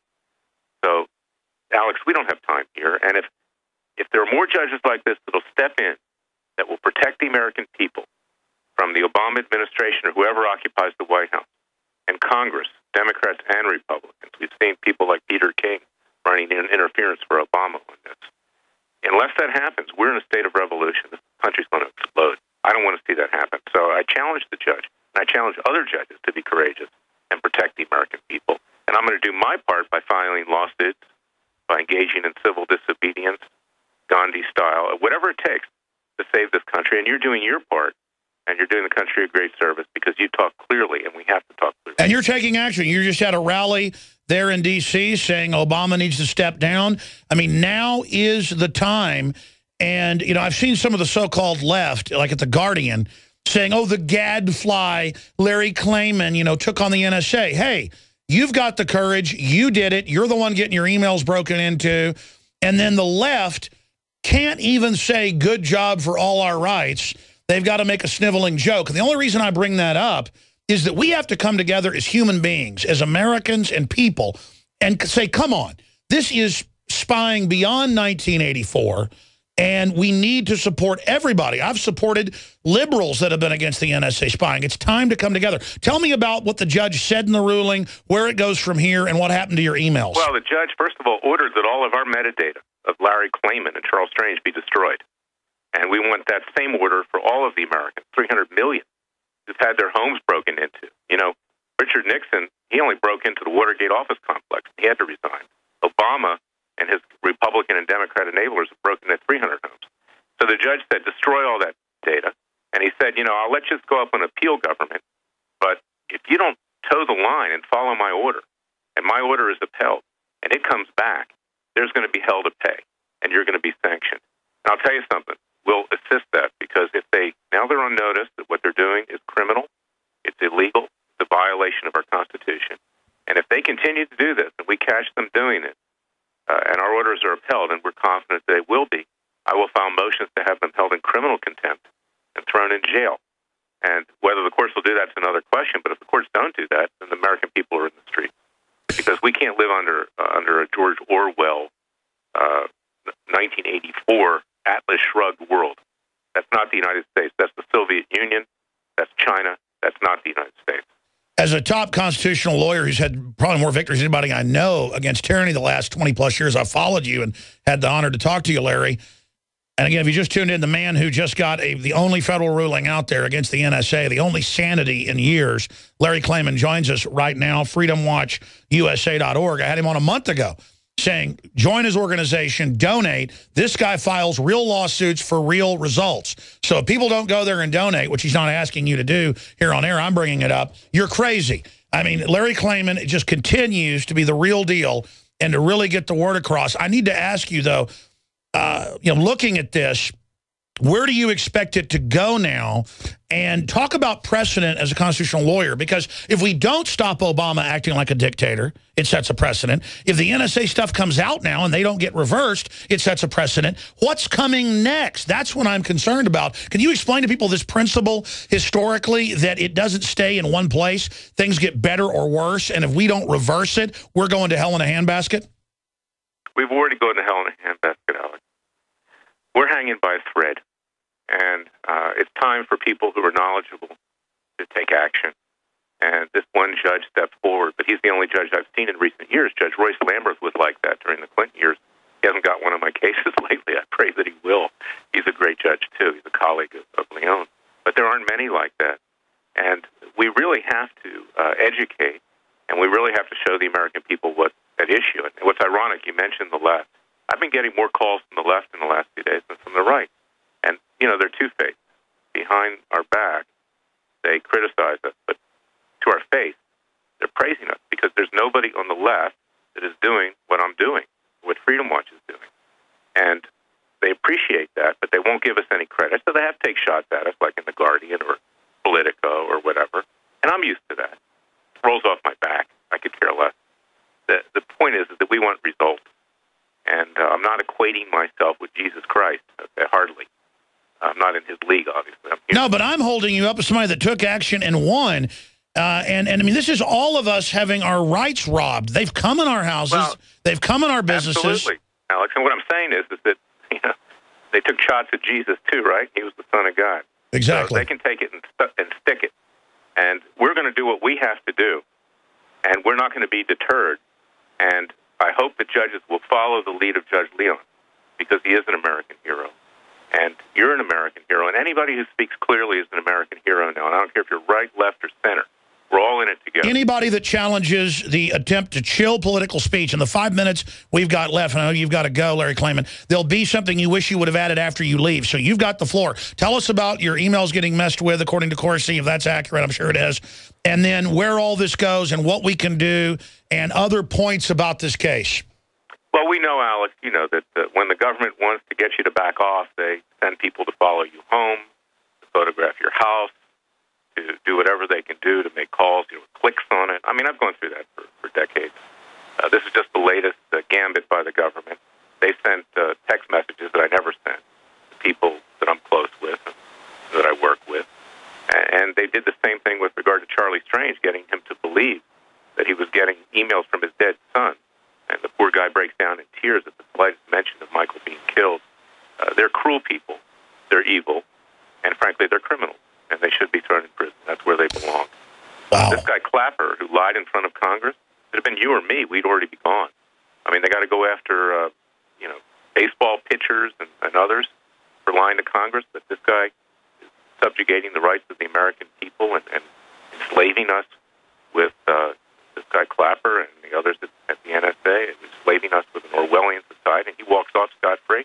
Yeah, because the establishment does high fives and divides up the money in Washington. They don't care if the American people get it. But I don't want to glaze over that. The father of the dead Navy SEAL, clearly a cover-up there, they're messing with him. Give us this. That's incredible, Larry. No, it is incredible. We got the proof when we gave it to the court. Wow. And we gave it to the court. This is what they do, Alex. You know that. Oh, I know, yeah. You know, I talked to a national... They were tapping our windows. I brought somebody in to confirm that. People were in front of our office in white guys in aviator glasses in an African-American neighborhood following my people home. You know, this is what they do. You can't be deterred. You can't be scared of them. If you walk down the street and think the dog's going to bite you, he will bite you. So, yeah, they don't do that to me anymore because it's something that happened many years ago. I can't help it. I go completely ape. No, and that's what the American people are subjected to. We live in a gulag-type society. It is little different in this regard than the former Soviet Union or China today. And we can't tolerate that. And the judge made reference to that. This is a complete violation of the Founding Fathers' principles upon which this nation was founded. Well, I know even prominent Democrats have been coming out saying Clapper should be indicted because he clearly lied to Congress and said we don't grab any data of Americans. It's just a total fraud. Larry Klayman, let me ask you this specifically. What do you expect now to happen in this court case? Do you think the rogue elements of the government that are stealing all our data illegally with our tax money. Do you think they'll start backing off because of this judge, or will the judge, have a kayak accident? I hope not. I pray not. But the government will be the government, and we've asked the court to set up a very strong monitoring mechanism where we can take discovery. I'll be filing for a security clearance. I had one when I was the Justice Department prosecutor, so we can get into discovery and find out what's going on. And hopefully we'll learn even more than what Snowden knows at this point. But this is just the beginning. This case is going to trial now. The judge found a likelihood of success. The government can't get rid of it, only if they do a Hail Mary in the appellate court, and that's not going to happen here. Briefly, tell us about the case, for those that don't know. I mean, what is it? Encapsulate it. The case is very simple. It's a violation of the Fourth Amendment against unreasonable searches and seizures. The First Amendment for chilling free speech and rights of association, because if you think the government's watching you, you're not going to want to express yourself freely. And due process, because heretofore, to use the legal phrase, companies like Verizon and the government went in front of the FISC court, the Foreign Intelligence Surveillance Court, and we had no right to even know what was going on. And that's why this judge, in exercising his legitimate powers, is so important, because he has checked the FISC court. He's checked his fellow justices. Judges. He's been extremely brave. And, I pray that nothing happens. Wow. Well, I talked to a national talk show host last week who didn't want to go public with it because, it sounds crazy, but now it's not because it's so mainstream. He gets threatened, but also the fake texts, the fake emails. Years ago, when I would go cover Bilderberg or go cover a DNC or RNC event, my wife would get phone calls, but there'd be no number on the caller ID, just no number. And then they would, women saying, oh, hi, I'm calling for my boyfriend. He got me pregnant. Then when my wife said, I know that's not true. You've done this before. A guy would come on and say, hope your whole family dies. Saw you walking the dog this morning. And then you realize, wow, it's really the government or someone in our phone system, because the number's not showing up. Or you'll have family in the hospital. They'll wait till something bad happens, and they'll call up and say, I hope your dad dies. And it didn't get to me over the years, so it hadn't happened in a while. But still, unless you've experienced it, people don't realize that's the final proof that evil has taken over the government, Larry. And I notice you've gotten more stalwart and hardcore over the years as you've been persecuted. Because if you're not a coward, this stuff only makes you mad. I mean, but I guess they want us to talk about it then and scare everybody. What do you think the intimidation tactic is, guys in aviator sunglasses? To get people to be scared and to back off. You remember Vince Foster when he died in Fort Marcy Park? Yes. Years ago during the Clinton administration, and some people said it was a suicide, other people said he was murdered. He was the boyfriend of Hillary Clinton at the time. And many people thought that Hillary, put a hit out on him because he was about ready to tell the truth about what they all were doing. He was actually thought to be an ethical guy, as opposed to another number of people in the White House. Well, the people who were witnesses to what happened at Fort Marcy Park, found the body, they were followed around Washington by FBI agents and other agents to scare them, to keep them quiet. And there are a lot of good people at the FBI, I might add. I've represented some of them, but not those people that were following him around. And this is a government tactic, and it works, where they stick the IRS on you, where they do this or they do that. And, the American people have had enough. As Popeye used to say, enough is enough and enough is too much. It's done. It's over. Case closed. This government does not represent the people. And that's why I've gotten hardened over the years, because, I believe in a government that functions. It isn't on the back of the American people. It isn't persecuting us. It protects us from foreign enemies. It leaves us alone otherwise. And our government has become dominant of every aspect of our life. In some states, you can't even have somebody pet your dog or brush him at a dog hotel unless they've got a license. I mean, it's ridiculous. Oh, no, they're now all over the country telling people they can't have lemonade stands, you can't wash your car in your own yard, you can't have a garden. I mean, this is a martial law, a nanny state. A 6-year-old kisses another girl, she likes it. It's puppy love. They charge, they try to charge him with sexual abuse as a sex offender. A kid plays with a Nerf gun in their backyard, they get kicked out of school. I mean, this government... You can't spank your kid or you'll go to prison. I mean, that's where we are today. Wow, So Larry Klayman. It's out of control. It's out of control. Obama's a socialist, borderline communist. He's sympathetic to Muslim interests. He does everything he can to destroy Israel. And frankly, we have somebody in the White House who is evil, plain and simple. And we got Republicans in Congress. They're just cashing in on the money. They're happy that people are losing their insurance. They're happy that people and cancer patients are dying because, hey, this is going to help us win the next election. But you know what? You knew about this the whole time. You have experts. You let this happen. You let Obama do it. And they're all in league together. They're just dividing up the riches in Washington. And that's where our country is today. And people that's right. That. And, you know, they've had it. They're going to have it because we're going to educate them. And I want to do it peacefully and nonviolently, and we can do it. If Gandhi can do it in India, we can do it here. All right. Well, Larry Klayman, freedomwatchusa.org. Folks, read it all there. Get the actual lawsuit, the documents, not what the establishment regurgitates or tries to twist. Larry Klayman, thank you so much for the time. We'll talk to you soon. God bless, Alex. Thank you. All right. Have a great New Year coming up. We don't talk again before the New Year. Wow, ladies and gentlemen, I tell you, you can say what you want about that guy, but the harassment he's been through, the takeover of Judicial Watch away from him, everything they've done to stop him, they don't like him because he really believes in what he's doing. And none of us are perfect, but he really believes in what he's doing, and he's a good guy. Has a lot of courage. As I end this 3.5-hour transmission, because we go into overdrive some days, we're still live, we are supported by viewers and listeners like you. You can get a prisonplanet.tv membership for $5.95 a month. It's 11 memberships that you can share with friends and family with one username passcode. prisonplanet.tv. See the nightly news, all the films. Share it with friends. All your Christmas shopping is done. Why fight traffic? Why go bankrupt? Why do no? Just give the gift of truth. prisonplanet.tv. It takes about a minute to sign up, or you can get a year membership and get 5+ months free off the normal price and get 11 memberships for the price of one. So, ladies and gentlemen, prisonplanet.tv. Great way to wake somebody up. Give a InfoWars magazine gift subscription. We sell the subscription and at bulk at cost. At cost, this magazine just to get the word out. Big, glossy magazine full of key articles, factoids. And then lastly, a great Christmas gift. And if you order by the 19th, it'll get to you before Christmas. 1776, folks. Made-in-1776.com for the belt buckles with George Washington on them. For the Made in America apparel. You can go to InfoWarsStore.com or InfoWarsLife.com to find all the Survival Shield, Nation Iodine, the Fluoride Shield, all the rest of it. It's all available at InfoWarsLife.com. The great coffee, my favorite coffee, getting rave reviews. Folks like it as well. A lot of folks love it. A lot of folks say it is now their favorite coffee. PrisonPlanet.tv, InfoWarsLife.com. It's all available there, and your purchases make it all possible. Great job to the crew. Lord willing, I'll see you back tomorrow, 11 a.m. Central. And the nightly news tonight, I've got a special report. Stay with us, 7 o'clock.